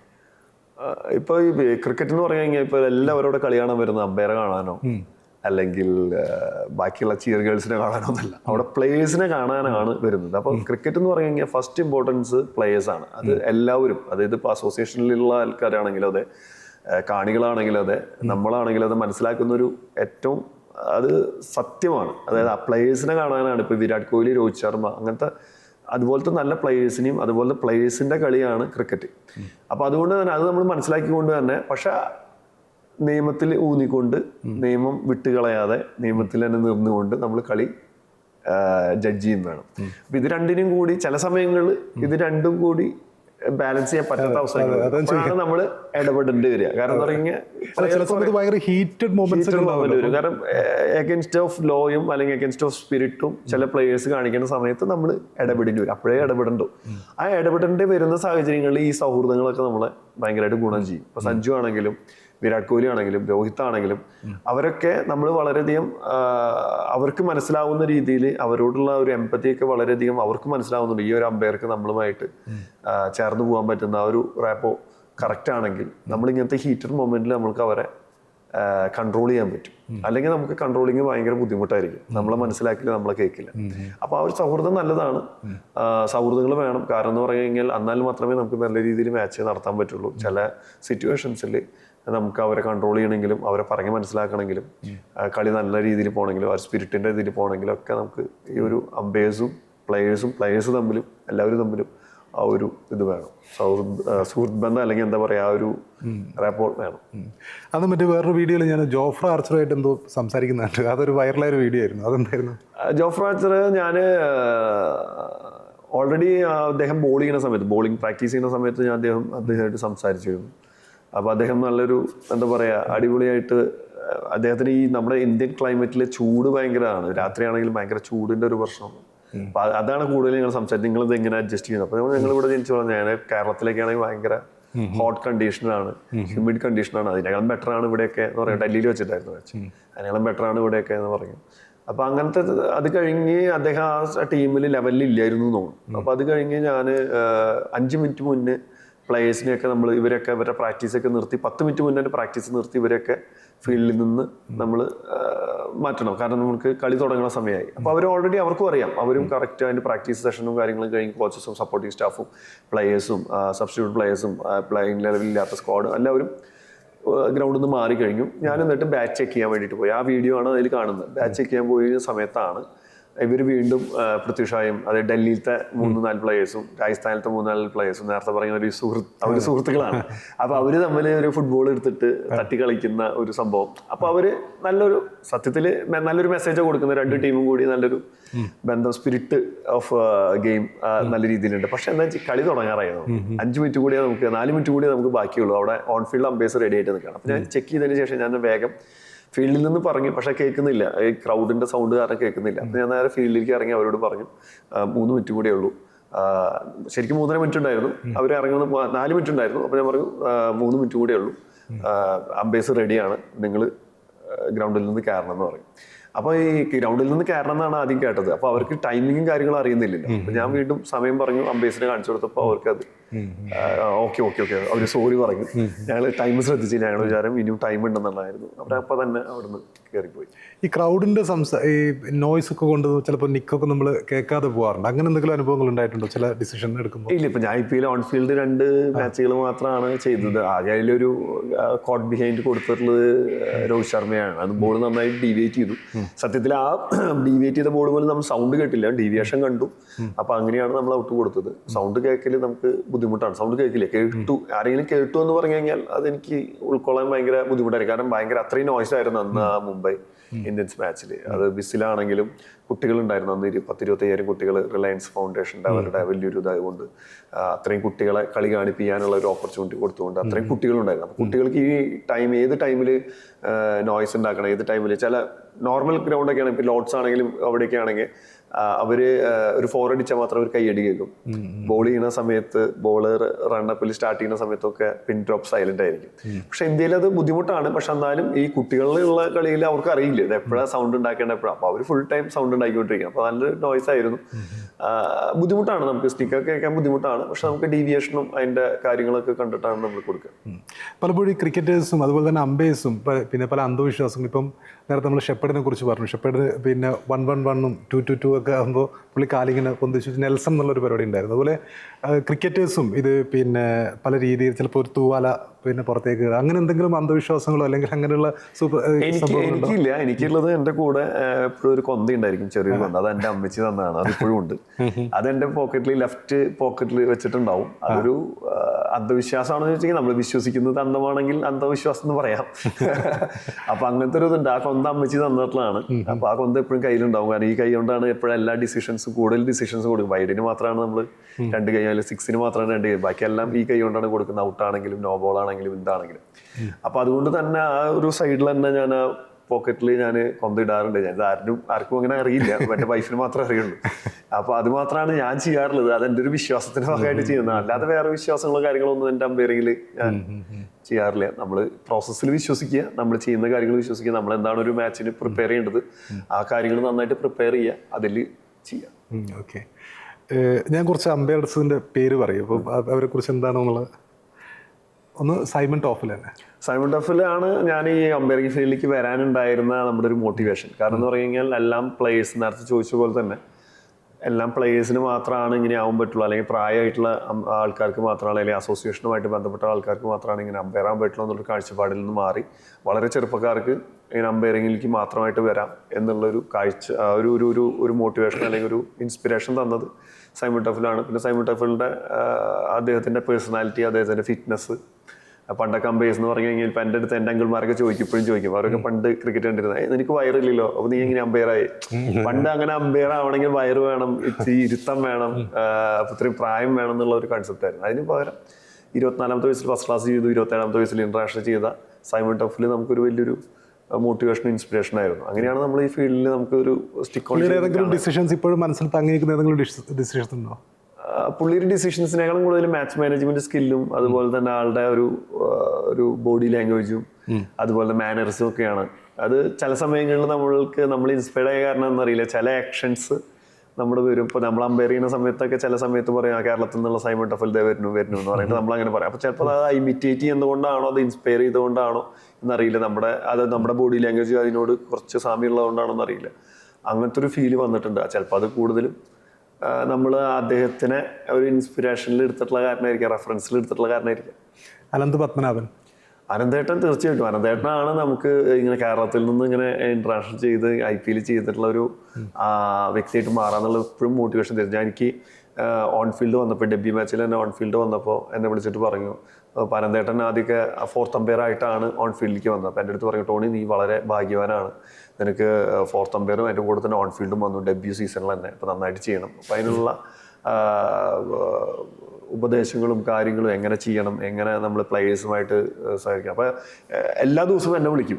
സാധാരണ നമ്മൾ അങ്ങോട്ടാണ് വിളിക്കേണ്ടത്. അപ്പോൾ എന്നെ വിളിച്ചിട്ട് പറയാം, എന്തായി പ്രിപ്പറേഷൻ, എന്തായി, ഏത് ലെവലിൽ പ്രിപ്പയർ ചെയ്തു, എങ്ങനെയാണ് മാച്ചിനെ നോക്കി കാണുന്നത് എന്ന് പറഞ്ഞിട്ട് ഇങ്ങനെ വിളിച്ചുകൊണ്ടിരിക്കും. പിന്നെ സാറ് അനന്തേട്ടനെ ഞാൻ വിളിക്കുക. അനന്തേട്ടൻ മാച്ച് ചെയ്യുന്ന ദിവസങ്ങളിൽ അദ്ദേഹം ഫോൺ സ്വിച്ച് ഓഫ് ഒക്കെ ആയിരിക്കും, ആൾ അതിൽ ഫോക്കസ്ഡ് ആയിരിക്കും. അപ്പോൾ ആ സമയത്ത് ഞാനും ബുദ്ധിമുട്ടിക്കാറില്ല, എന്നെയും ബുദ്ധിമുട്ടിക്കുക. പക്ഷേ ബാക്കിയുള്ള സമയങ്ങളിലൊക്കെ, ഫ്രീ ആവുന്ന സമയങ്ങളിലൊക്കെ എനിക്ക് മെസ്സേജ് അയക്കും, എങ്ങനെയുണ്ടായിരുന്നു, ഞാനും തിരിച്ച് മെസ്സേജ് അയക്കും, എങ്ങനെയാണ് കാര്യങ്ങൾ, ഇപ്പോൾ ഈ സമയത്ത് ഈ ഒരു സിറ്റുവേഷനിൽ എന്ത് ചെയ്യണം, നമുക്ക് ഡൗട്ടുകൾ വന്നു കഴിഞ്ഞാൽ അപ്പോൾ അത് ഇംപ്ലിമെൻറ്റ് ചെയ്യേണ്ട കാര്യങ്ങൾ എങ്ങനെയാണ് ചെയ്യുക, പ്ലേയേഴ്സിനെ മാനേജ് ചെയ്യേണ്ട കാര്യങ്ങൾ, പ്ലേയേഴ്സ് ഇങ്ങനെ ചെയ്താൽ എന്ത് ചെയ്യണം, അതെല്ലാം നമുക്ക് അതിനുള്ള. പിന്നെ പ്രത്യേകിച്ച് TV അമ്പയറിങ് നമ്മളൊരു സാമട്ടില്ല, അതായത് അതൊക്കെ മതി എന്നുള്ള രീതിയിൽ ഇരുന്ന സമയത്ത് ഇത് പോരാ എന്നുള്ള രീതിയിൽ നല്ല പോലെ TV അമ്പയറിങ് ചെയ്യുന്നതാണ് അനന്തേട്ടൻ. അപ്പോൾ TV അമ്പയറിങ് എങ്ങനെ നമ്മൾ നോക്കി കാണണം, അതിനെ എങ്ങനെ സീരിയസ് ആക്കി എടുക്കണം എന്നുള്ളതൊക്കെ പഠിപ്പിച്ചത് അനന്തേട്ടനാണ്. പിന്നെ സ്റ്റീവ് ബക്നർ ഞാൻ അന്ന് ഗാംഗുലിനെ ഇഷ്ടപ്പെട്ടിരുന്ന ഒരാളായിരുന്നു. ആസ് എൻ അമ്പയർ എന്തുകൊണ്ട് ആ സീരീസിൽ അങ്ങനെ ചെയ്തു എന്ന് എനിക്കറിയില്ല. പക്ഷെ ഓസ്ട്രേലിയ സീരീസിൽ പക്ഷെ ആസ് എ അമ്പയർ വളരെ കൂളായിട്ട് നിന്ന് അമ്പയർ ചെയ്യുന്ന ഒരു അമ്പയറാണ്. പിന്നെ അദ്ദേഹം റഫറി കൂടിയായിരുന്നു എന്നുള്ളതാണ് എനിക്ക് എൻ്റെ അറിവ്, ഫുട്ബോൾ റഫറി. അങ്ങനെയാണ് ഈ അമ്പയറിങ്ങിലേക്ക് ക്രിക്കറ്റ് അമ്പയറിങ്ങിലേക്ക് വരുന്നത്. അപ്പോൾ അദ്ദേഹത്തിൻ്റെ ബാക്ക്ഗ്രൗണ്ടും കാര്യങ്ങളും വെച്ചിട്ട് ആൾ നല്ല രീതിയിൽ ഒരുപാട് റെസ്പെക്ട് ചെയ്യുന്ന ഒരു അമ്പയറാണ്. പിന്നെ അദ്ദേഹത്തിൻ്റെ അമ്പയറിങ്ങിൻ്റെ അവസാന കാലഘട്ടങ്ങളിലാണ് അത് ഉണ്ടായത്. എനിക്ക് തോന്നുന്നത് വാർദ്ധക്യപരമായിട്ടുണ്ടായിട്ടുള്ള ഒരു ഇതാണെന്ന് തോന്നുന്നു. അലിംദാർ എനിക്ക് വളരെയധികം ഇഷ്ടപ്പെട്ടുള്ളതാണ്. ഡിസിഷൻ മേക്കിങ്ങിൽ എനിക്ക് ഏറ്റവും കൂടുതൽ ഇപ്പോൾ ധർമ്മസേന, നിതിൻ മേനോൻ, അതുപോലെ തന്നെ എനിക്ക് വളരെയധികം ഇംപ്രസീവ് ആയിട്ടുള്ള ഒരു വ്യക്തിയാണ് അലിംദാർ. പാകിസ്ഥാൻ എന്ന് പറയുന്ന ഒരു രാജ്യത്തിൽ നിന്ന് വന്നിട്ട് ഇത്രയും വേൾഡിലുള്ള ഓസ്ട്രേലിയൻ പ്ലേയേഴ്സ്, ഇംഗ്ലണ്ട് പ്ലേയേഴ്സിനെയൊക്കെ മുൾമുനയിൽ നിർത്തി നല്ല രീതിയിൽ അമ്പയർ ചെയ്തിട്ടുള്ളൊരു വ്യക്തിയാണ്. ഡിസിഷൻ മേക്കിങ്ങും ഔട്ട്സ്റ്റാൻഡിങ് ആയിരുന്നു. 1-2 ഡിസിഷൻസ് ആളുടെ മോശം കൊണ്ട് കാണിച്ചാലും ഏറ്റവും കൂടുതൽ ഏറ്റവും ഔട്ട്സ്റ്റാൻഡിങ് ആയിട്ട് ഡിസിഷൻസ് കൊടുത്തിട്ടുള്ളത് ആ സമയത്ത് അലിംദാറായിരുന്നു. ബില്ലി ബോർഡൻ ബില്ലി ബോർഡന്റെ ഞാൻ ലൈസൺ ഓഫീസർ ആയിരുന്നു. അദ്ദേഹം ഇവിടെ കൊച്ചിയിൽ വന്നിട്ടുള്ള മാച്ചിലാണ്. ആ മാച്ച് നടന്നില്ല. അപ്പൊ അദ്ദേഹത്തിന്റെ കൂടെയുള്ള ഫോട്ടോ ഒക്കെ ഉണ്ട്. അപ്പൊ അദ്ദേഹം തന്നെ പറയും, ഞാൻ ഇങ്ങനെ നിൽക്കട്ടെ എന്ന് പറഞ്ഞിട്ട് അദ്ദേഹം എന്റെ കൂടെ നിൽക്കുമ്പോഴുള്ള ഒരു ഫോട്ടോ ഞാൻ നടുവിൽ നിൽക്കുന്നു. അമി സാഹിബ് ആയിരുന്നു അന്നത്തെ അമ്പയർ, അദ്ദേഹത്തിന്റെ നോൺ ഫീൽഡ് അമ്പയർ. അമി സാഹിബ് സാറ് നിൽക്കുന്നു, ബില്ലി ബോർഡൻ നിൽക്കുന്നു. അപ്പൊ ബില്ലി ബോർഡൻ ഇങ്ങനെ നിന്നിട്ടാണ്. ആ ഫോട്ടോ ഉണ്ട് ഇപ്പോഴും എൻ്റെ കയ്യിൽ, 2010 എടുത്ത ഫോട്ടോ. അദ്ദേഹം വളരെ ജോളിയാണ്, വളരെ കാഷ്വലായിട്ട് വളരെ കൂളായിട്ട് അമ്പയർ ചെയ്യുന്ന ഒരു വ്യക്തിയാണ്. എല്ലാവർക്കും ഇഷ്ടപ്പെടുന്ന ഒരു വ്യക്തിത്വമാണ്. അതായത് ഓരോരുത്തരും ഓരോ സ്റ്റൈലിലാണ്. ഇപ്പോൾ സൈമൺ ഡഫലാണെങ്കിൽ ആ ഒരു ബോഡി ലാംഗ്വേജ് മാനേഴ്സും, അലിംദാറാണെങ്കിൽ ഡിസിഷൻ മേക്കിങ്ങിൽ, ബില്ലി ബോർഡനാണെങ്കിൽ ആ മാനർ ഇതുകൊണ്ട് ഈ ഒരു മാനേഴ്സും കൊണ്ടൊക്കെ ഇഷ്ടപ്പെടുന്ന ഒരു വ്യക്തിയാണ്. ഓക്കെ, അവസാനമായിട്ട് പിന്നെ ടോണിയെ സംബന്ധിച്ചിടത്തോളം ക്രിക്കറ്റ് എന്താണ്? നമ്മൾ ക്രിക്കറ്റിന് പല തരത്തിലും നമ്മൾ വിലയിരുത്താറുണ്ട്. ക്രിക്കറ്റാണ് നമ്മൾ പല കാര്യങ്ങളും പഠിപ്പിച്ചത്. അതായത് ഒരു കാത്തിരിപ്പിൻ്റെ ഒരു ഗുണം എന്ന് വെച്ചാൽ, നമ്മളിപ്പോൾ ഒരു ബാറ്റ്സ്മാൻ പാഡൊക്കെ കെട്ടി നിൽക്കുകയാണ്, അപ്പുറത്ത് പിന്നെ ക്രീസിൽ 2 ബാറ്റ്സ്മാൻമാർ ഓൾറെഡി ഉണ്ടാവും. പക്ഷേ ചിലപ്പോൾ അവർ ആ ദിവസം മൊത്തം നിൽക്കുകയാണെങ്കിലും അവരുടെ വിജയത്തിൽ നമ്മൾ കൈയടിക്കണമെന്ന് നമ്മൾ പഠിപ്പിച്ചത് ഈ ക്രിക്കറ്റാണ്. അതുപോലെ പിന്നെ പരാജയത്തിൽ നിന്നും ഉയർത്തെഴുന്നേൽക്കണമെന്ന് പഠിപ്പിച്ചതും ഒരുപക്ഷെ ക്രിക്കറ്റ് കണ്ടുകൊണ്ടായിരിക്കും. അല്ലെങ്കിൽ പിന്നെ പരാജയപ്പെടുമ്പോഴും കെയ്ൻ വില്യംസിനെ പോലെ ഒരു ചിരി മുഖത്ത് ഫിറ്റ് ചെയ്യണമെന്നും പഠിപ്പിച്ചതായിരിക്കും. അല്ലെങ്കിൽ പിന്നെ നമ്മുടെ കാമുകിയോട് എങ്ങനെ വിരാട് കോഹ്ലിയൊക്കെ ഒരു സെഞ്ചുറി അടിച്ചതിന് ശേഷം ഇങ്ങനെ കാണിക്കുന്നില്ല. അപ്പോൾ മൊത്തത്തിൽ ഒരുപാട് വികാരങ്ങൾ നമ്മൾ ക്രിക്കറ്റ് പഠിപ്പിച്ചിട്ടുണ്ട്. ഇപ്പോൾ ടോണിയെ സംബന്ധിച്ചിടത്തോളം ക്രിക്കറ്റ് എന്താണ്? എന്നെ സംബന്ധിച്ചിടത്തോളം എൻ്റെ ലൈഫ് ഇപ്പോൾ ക്രിക്കറ്റാണ്. ഞാൻ പണ്ട് അമ്പയറിങ് തുടങ്ങിയ സമയത്ത് cricket is my life, umpiring is my wife എന്നൊക്കെ പറഞ്ഞിട്ടുള്ള ഒരു ക്യാപ്ഷനൊക്കെ അന്ന് ഓർക്കുട്ടിലോ ഫേസ്ബുക്കിലൊക്കെ ഒന്ന് കൊടുത്തിട്ടുണ്ട്. അപ്പോൾ വൈഫ് ഇപ്പോഴും എൻ്റെ അടുത്ത് ചോദിക്കും, ഇപ്പോഴും നിങ്ങളുടെ വൈഫ് എന്താ, ക്രിക്കറ്റാണോ അമ്പയറിങ് ആണോ ലൈഫ് എന്താണെന്നൊക്കെ ചോദിക്കും. അപ്പോൾ ഞാൻ പറയും സത്യത്തിൽ അങ്ങനെ തന്നെയാണ്. അപ്പോൾ നമുക്കൊരു ക്രിക്കറ്റ്, അതുകൊണ്ട് തന്നെ ഞാൻ ഈ അമ്പയറിങ് സ്റ്റാർട്ട് ചെയ്ത സമയത്ത് തന്നെ നമ്മൾ കുട്ടികൾക്ക് ഇങ്ങനെ കോച്ചിങ് കൊടുക്കണമെന്ന് പറഞ്ഞിട്ട് ഒരു cricket academy, looms cricket academy എന്ന് പറഞ്ഞിട്ട് നമ്മൾ തൃശ്ശൂർ തുടങ്ങിയിട്ടുണ്ട്. അപ്പോൾ അതിൽ നിന്നൊക്കെ കിട്ടിയിട്ടുള്ള ഒരു അനുഭവം എന്ന് പറഞ്ഞാൽ ക്രിക്കറ്റിൻ്റെ എല്ലാ ഗെയിമിനും അതിൻ്റെതായ പ്രാധാന്യമുണ്ട്. ഇപ്പോൾ ഫുട്ബോൾ ആണെങ്കിലും ബാസ്കറ്റ് ബോൾ ആണെങ്കിലും ടെന്നീസ് ആണെങ്കിലും ചെസ് ആണെങ്കിലും എല്ലാത്തിനും അതിൻ്റെതായ പ്രാധാന്യമുണ്ട്, എല്ലാത്തിനും അതിൻ്റെതായ സ്ട്രാറ്റജീൻ്റെ എല്ലാം ഉണ്ട്. ക്രിക്കറ്റിൽ ഞാൻ വേറിട്ട് കണ്ടിട്ടുള്ള എന്താ വെച്ചെങ്കിൽ, ക്രിക്കറ്റിൽ ഫിസിക്സ് ഉണ്ട്, മാത്സ് ഉണ്ട്, ഫിസിക്സ് ആണ് 6ന്റെ ബയോളജി എന്ന് പറഞ്ഞാൽ നമ്മുടെ ഫിറ്റ്നസ് കാര്യങ്ങളുണ്ട്, സൈക്കോളജി ഉണ്ട്, എല്ലാ കാര്യങ്ങളും അടങ്ങിയുള്ള ഏറ്റവും കൂടുതൽ സൈക്കോളജി വരുന്ന ഒരു കാര്യമാണ്. കാരണം എന്ന് പറഞ്ഞാൽ ഫുട്ബോളിൽ ഇപ്പോൾ സ്വിച്ച് ഇട്ട പോലെ അങ്ങനെ പോവാണ്, അവിടെ സൈക്കോളജി അധികം വർക്ക് ചെയ്യില്ല, അവിടെ സ്കില്ലാണ് കൂടുതൽ വർക്ക് ചെയ്യുന്നത്. പക്ഷേ ക്രിക്കറ്റിൽ അങ്ങനെയല്ല. ക്രിക്കറ്റിൽ നമുക്ക് ഒരു ബോൾ തുടങ്ങി, ഞാൻ നേരത്തെ പറഞ്ഞ ഒരു ഓൺ ഓഫ് ഉള്ള കാരണം ഈ ഓഫ് ടൈമിൽ സൈക്കോളജിയാണ് നമ്മൾ വർക്ക് ചെയ്യുക. അതായത് ഒരു ബാറ്റർ നമ്മളുടെ ഇപ്പോൾ ഒരു ടോട്ടൽ കാൽക്കുലേഷൻ പറയുകയാണെങ്കിൽ, അപ്പോൾ അമ്പയറിംഗിൽ പറയുകയാണെങ്കിൽ നമ്മൾ ഒരു ബോൾ എറിയുന്ന സമയം, നമ്മൾ കോൺസെൻട്രേറ്റ് ചെയ്യുന്ന സമയം, അല്ലെങ്കിൽ ഒരു ബാറ്റർ കോൺസെൻട്രേറ്റ് ചെയ്യുന്ന സമയം എന്ന് പറയുന്നത് ഒരു ബോളർ റണ്ണപ്പ് സ്റ്റാർട്ട് ചെയ്യുന്നു, ബോളറുടെ ഡെലിവറി സ്ട്രൈഡിൽ വരുന്നു, ബോൾ എറിയുന്ന സമയത്താണ് നമ്മുടെ കോൺസെൻട്രേഷൻ പീക്ക് ആവുന്നത്. ആ സമയത്ത് നമ്മൾ കോൺസെൻട്രേറ്റ് ചെയ്യുന്നു, ആ സമയത്ത് കളി നടക്കുന്നുള്ളൂ. അത് വരുന്നത് ഫ്രാക്ഷൻ ഓഫ് സെക്കൻഡ് അല്ലെങ്കിൽ മാക്സിമം ഒരു 1 or 2 സെക്കൻഡ്. അപ്പോൾ നമ്മളൊരു 50 ഓവർ മാച്ച് എടുക്കുകയാണെങ്കിൽ, ഒരു 30-300 ബോൾ എടുക്കുകയാണെങ്കിൽ, ഒരു ഇന്നിങ്സിൽ നമ്മൾ ഈ സെക്കൻഡ്സിനെ കാൽക്കുലേറ്റ് ചെയ്യുകയാണെങ്കിൽ ഗെയിം നടക്കുന്നത് അല്ലെങ്കിൽ ഗെയിമിൽ ബാറ്ററും ബോളറും ചെയ്യുന്ന കോൺസെൻട്രേറ്റ് ചെയ്യുന്ന എഫേർട്ട് എടുക്കുന്ന സമയം എന്ന് പറയുന്നത് 300 ഇൻറ്റു, ഞാൻ ടോട്ടൽ ടൈം അല്ല പറയുന്നത്, ആ ഗെയിം നടക്കുന്ന സമയത്തിൽ ഏറ്റവും കൂടുതൽ പ്രാധാന്യം എന്നുള്ള ടൈം എന്ന് പറയുന്നത് ഒരു 2-3 സെക്കൻഡാണ്. അപ്പം 300 ഇൻറ്റു 2 സെക്കൻഡ് എന്ന് പറഞ്ഞാൽ 600 സെക്കൻഡ്. അതായത് 10 മിനിറ്റാണ് ഒരു ഇന്നിങ്സിൽ മെയിനായിട്ട് കളി നടക്കുന്നത്, കോൺസെൻട്രേറ്റ് ചെയ്യുന്നത്. അമ്പയർ ആണെങ്കിലും ബോളർ ആണെങ്കിലും ബാറ്റർ ആണെങ്കിലും കോൺസെൻട്രേറ്റ് ചെയ്യുന്ന സമയം 10 മിനിറ്റാണ്. പക്ഷെ ആ ഒരു ഇന്നിങ്സിന് എടുക്കുന്ന സമയം 3.5 മണിക്കൂറാണ്. അപ്പോൾ അതിൽ ആ 10 മിനിറ്റ് ഒഴിച്ച് ബാക്കിയുള്ള 3.5 മണിക്കൂറുള്ള സമയം നിങ്ങൾ കാൽക്കുലേറ്റ് ചെയ്യുക. അതിലാണ് ഗെയിം, അതിലാണ് ഈ സൈക്കോളജി വർക്ക് ചെയ്യുന്നത്. അടുത്ത ബോൾ ഇങ്ങനെ ഇറങ്ങി ഞാൻ എന്ത് ചെയ്യണം, ഇങ്ങനെ പറഞ്ഞെങ്കിൽ അയ്യോ എനിക്ക് വയ്യാതെ, ഞാൻ ഔട്ടാവും, ഇത്രയും സ്കോർ ചെയ്യാനുണ്ട്, ഇത്ര വിക്കറ്റേ ഉള്ളൂ, ഞാനാണ് മെയിൻ ബാറ്റർ, ഞാൻ ഔട്ടായാൽ എന്താവും ടീമിൻ്റെ അവസ്ഥ. ഇത് കൂടുതൽ സമയം വർക്ക് ചെയ്യുന്നത് ഈ ബാക്കിയുള്ള സമയത്താണ്. ഈ 3.5 മണിക്കൂറിൽ അല്ലെങ്കിൽ 3 മണിക്കൂറിൽ ബാക്കിയുള്ള ഒരു 2.5 മണിക്കൂർ അല്ലെങ്കിൽ 2.25 മണിക്കൂർ നമ്മൾ ഇതിനെ കുറിച്ച് ചിന്തിച്ചുകൊണ്ടിരിക്കുക. അതിൽ വർക്ക് ചെയ്യേണ്ടത് ആ സൈക്കോളജിയിലാണ് ഗെയിം പോകുന്നത്. അതുപോലെ തന്നെ ക്യാപ്റ്റൻ വർക്ക് ചെയ്യുന്നത് ഈ സമയത്താണ്. എവിടെ ഏത് ഫീൽഡ് ഇടണം, ഏത് ബോളറെ കൊണ്ട് അറിയിക്കണം. അപ്പോൾ ഏറ്റവും കൂടുതൽ സ്ട്രാറ്റജി വർക്ക് ചെയ്യുന്നത് ഈ സമയത്താണ്. പക്ഷെ ബാക്കി എല്ലാ ഗെയിമിലും ഗെയിം ടൈം കൂടുതലും, ചിന്തിക്കുന്ന ടൈം കുറവാണ്. ഇവിടെ ചിന്തിക്കുന്ന ടൈം കൂടുതലും, ഗെയിം ടൈം കുറവാണ്. അപ്പോൾ അതിൻ്റെ ഒരു പ്രത്യേകതയുണ്ട്. അപ്പോൾ അതുകൊണ്ട് തന്നെ അതിൽ നമുക്ക് ലൈഫിൽ ഇംപ്ലിമെൻറ്റ് ചെയ്യാനും വളരെ ഈസിയാണ്. നമ്മൾ എങ്ങനെ ഓരോ കാര്യങ്ങൾ നോക്കി കാണണം. ഈ ബോംബെയിലൊക്കെ എൻ്റെ ചേട്ടൻ്റെ അവിടുത്തെ ബോസും അവരൊക്കെ പറയുന്നത്, അവരൊക്കെ പഴയ പ്ലെയേഴ്സ് ആയിരുന്നു. അപ്പോൾ അവരുടെ രഞ്ജി ട്രോഫി കളിക്കുക, ഫസ്റ്റ് ക്ലാസ് കളിക്കുന്ന ഒരു പ്ലെയർ വന്നു കഴിഞ്ഞാൽ അവന് മെയിൻ ഒരു പൊസിഷൻ കൊടുക്കും. കാരണം അവനത് മാനേജ് ചെയ്യാൻ അറിയാം. പ്രത്യേകിച്ച് ക്യാപ്റ്റൻ ആണെങ്കിൽ അവനെ ഹെഡ് ചെയ്യാൻ ബോസായിട്ട് തന്നെ മാറ്റും. കാരണം എന്ന് പറഞ്ഞാൽ അവനിതെല്ലാം മാനേജ് ചെയ്യാൻ, ഓരോരുത്തരുടെയും സ്വഭാവം മനസ്സിലാക്കി അവർക്ക് എന്തൊക്കെ കാര്യങ്ങൾ വർക്ക് കൊടുക്കണം, അവരെങ്ങനെയൊക്കെ ഇതിനെ നോക്കി കാണും, ആ പ്രോസസ്സ് എങ്ങനെ കറക്റ്റായിട്ട് ചെയ്യുമെന്ന് നോക്കിയിട്ട് ചെയ്യുന്ന സ്ട്രാറ്റജി പ്ലാൻ ചെയ്യുന്ന ഒരാളായിട്ട് മാറ്റാൻ പറ്റും. അത്രയും കാര്യങ്ങൾ അവിടെ ക്യാപ്റ്റൻ ചെയ്യുന്നുണ്ട്. അപ്പോൾ അതുകൊണ്ട് തന്നെ ആ ഒരു പ്രത്യേകത ക്രിക്കറ്റിനുണ്ട്. പിന്നെ ക്രിക്കറ്റിൻ്റെ പ്രത്യേകത ഇപ്പോൾ ഇന്ത്യയിലായ കാരണം വളരെ നല്ലൊരു പ്രൊഫഷണലായിട്ട് മാറ്റാൻ പറ്റുന്ന ഇതാണ്. ഇപ്പം എൻ്റെ കാര്യം തന്നെ എടുക്കുകയാണെങ്കിൽ ഞാൻ ഒരു പ്രൊഫഷണൽ അമ്പയറാണ്. എൻ്റെ ലൈഫ്, ഫിനാൻഷ്യൽ കാര്യങ്ങളാണെങ്കിലും എല്ലാ കാര്യങ്ങളാണെങ്കിലും ഇപ്പോൾ ഈ അമ്പയറിങ്ങിനെ ഡിപ്പെൻഡ് ചെയ്തിട്ട് നിർത്താൻ പറ്റും, നമുക്ക് അതിനെ കൊണ്ടുപോകാൻ പറ്റും. വേറെ ജോലി ഇല്ലെങ്കിലും നമുക്ക് BCCI അമ്പയർ ചെയ്ത് കഴിഞ്ഞാൽ നമുക്ക് ജീവിക്കാനുള്ള അത്യാവശ്യം വരുമാനം കിട്ടും. അപ്പോൾ ആ ഒരു ചെറിയൊരു ചോദ്യം, പിന്നെ ഒരാളുടെ ശമ്പളം ചോദിക്കുന്നത് ശരിയല്ല, എങ്കിലും ഒരു അമ്പയറിങ്ങിൻ്റെ ഒരു എന്ത് പ്രതിഫലം കിട്ടും, ഉത്തരം പറയാൻ പറ്റുമോ? അമ്പയറിന്റെ പ്രതിഫലം പല സ്ഥലങ്ങളിലും പറഞ്ഞിട്ടുണ്ട് എല്ലാവരും. നമ്മളിപ്പോൾ എന്ന് പറഞ്ഞു കഴിഞ്ഞാൽ ഡെയിലി 30,000 ആണ് നമുക്ക് BCCI ഡൊമസ്റ്റിക് മാച്ചിന് കിട്ടുന്നത്. പക്ഷെ നമുക്ക് 40-45 ദിവസമൊക്കെയാണ് മാക്സിമം കിട്ടുള്ളൂ.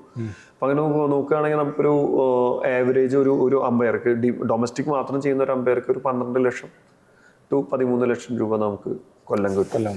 അത് ജീവിക്കാൻ അത് മതിയെന്ന് ചോദിച്ചു കഴിഞ്ഞാൽ അത് പോരാ. ബട്ട് നമ്മൾ നല്ലൊരു ബാക്കപ്പാണ്. നമുക്ക് വേറെ ചിലവുകളോ കാര്യങ്ങളോ ഒന്നുമില്ല. നമ്മൾ ഇവിടുന്ന് ഫ്ലൈറ്റ് ടിക്കറ്റ്, നമ്മൾ കൊച്ചി എയർപോർട്ട്, ഞാൻ ഇപ്പം എൻ്റെ കാര്യം പറയുന്നത് കൊച്ചി എയർപോർട്ടിൽ എത്തിയാൽ മതി. അവിടെ നിന്ന് ഫ്ലൈറ്റ് ടിക്കറ്റ്, താമസം, അത്യാവശ്യം 4 സ്റ്റാർ 5 സ്റ്റാർ മിനിമം 4 സ്റ്റാർ ഹോട്ടലിൽ താമസം, ഫുഡിനുള്ള DA തരും, ദിവസം ഫുഡിനുള്ള പൈസ തരും. ബാക്കിയുള്ള പൈസ നമ്മളെ ഏണിങ്സ് ആണ്. അപ്പോൾ അത് നല്ലൊരു കാര്യമാണ്. ഇനിയിപ്പോൾ സംബന്ധിച്ച് BCCI പോലത്തെ ഒരു അസോസിയേഷൻ സംബന്ധിച്ച് ഇത് വളരെ തുച്ഛമായ പൈസയല്ലേ എന്ന് ഒരു വിഭാഗം ചോദിക്കുന്നുണ്ട്. എങ്കിൽ തന്നെയും ഇത് നല്ലൊരു പ്രൊഫഷണൽ അമ്പയറായിട്ട് മാറാനുള്ള, ബാക്കി സ്പോർട്സിനെയൊക്കെ നോക്കുമ്പോൾ പ്രൊഫഷണൽ അമ്പയറായിട്ട് പ്രൊഫഷണൽ ജോബാക്കി മാറ്റാനുള്ള നല്ലൊരു ബാക്കപ്പ് തന്നെയാണ്. ഓക്കെ. അപ്പോൾ ഏതായാലും ഇത്രയും സമയം, ഇങ്ങനെ ഒരുപാട് സമയം നമ്മൾ സംസാരിച്ചെന്ന് തോന്നുന്നു. ഇങ്ങനെ സംസാരിക്കാൻ സാധിച്ചതിൽ ഒരു സന്തോഷമുണ്ട്. ഇനിയും ഒരുപാട് മത്സരങ്ങൾ ഇങ്ങനെ അമ്പയറിംഗ് ആയിട്ട് നിയന്ത്രിക്കാൻ കഴിയട്ടെ എന്ന് ആശംസിക്കുന്നു. Thank you. താങ്ക് യു ഷോയ്ക്ക്. Thank you.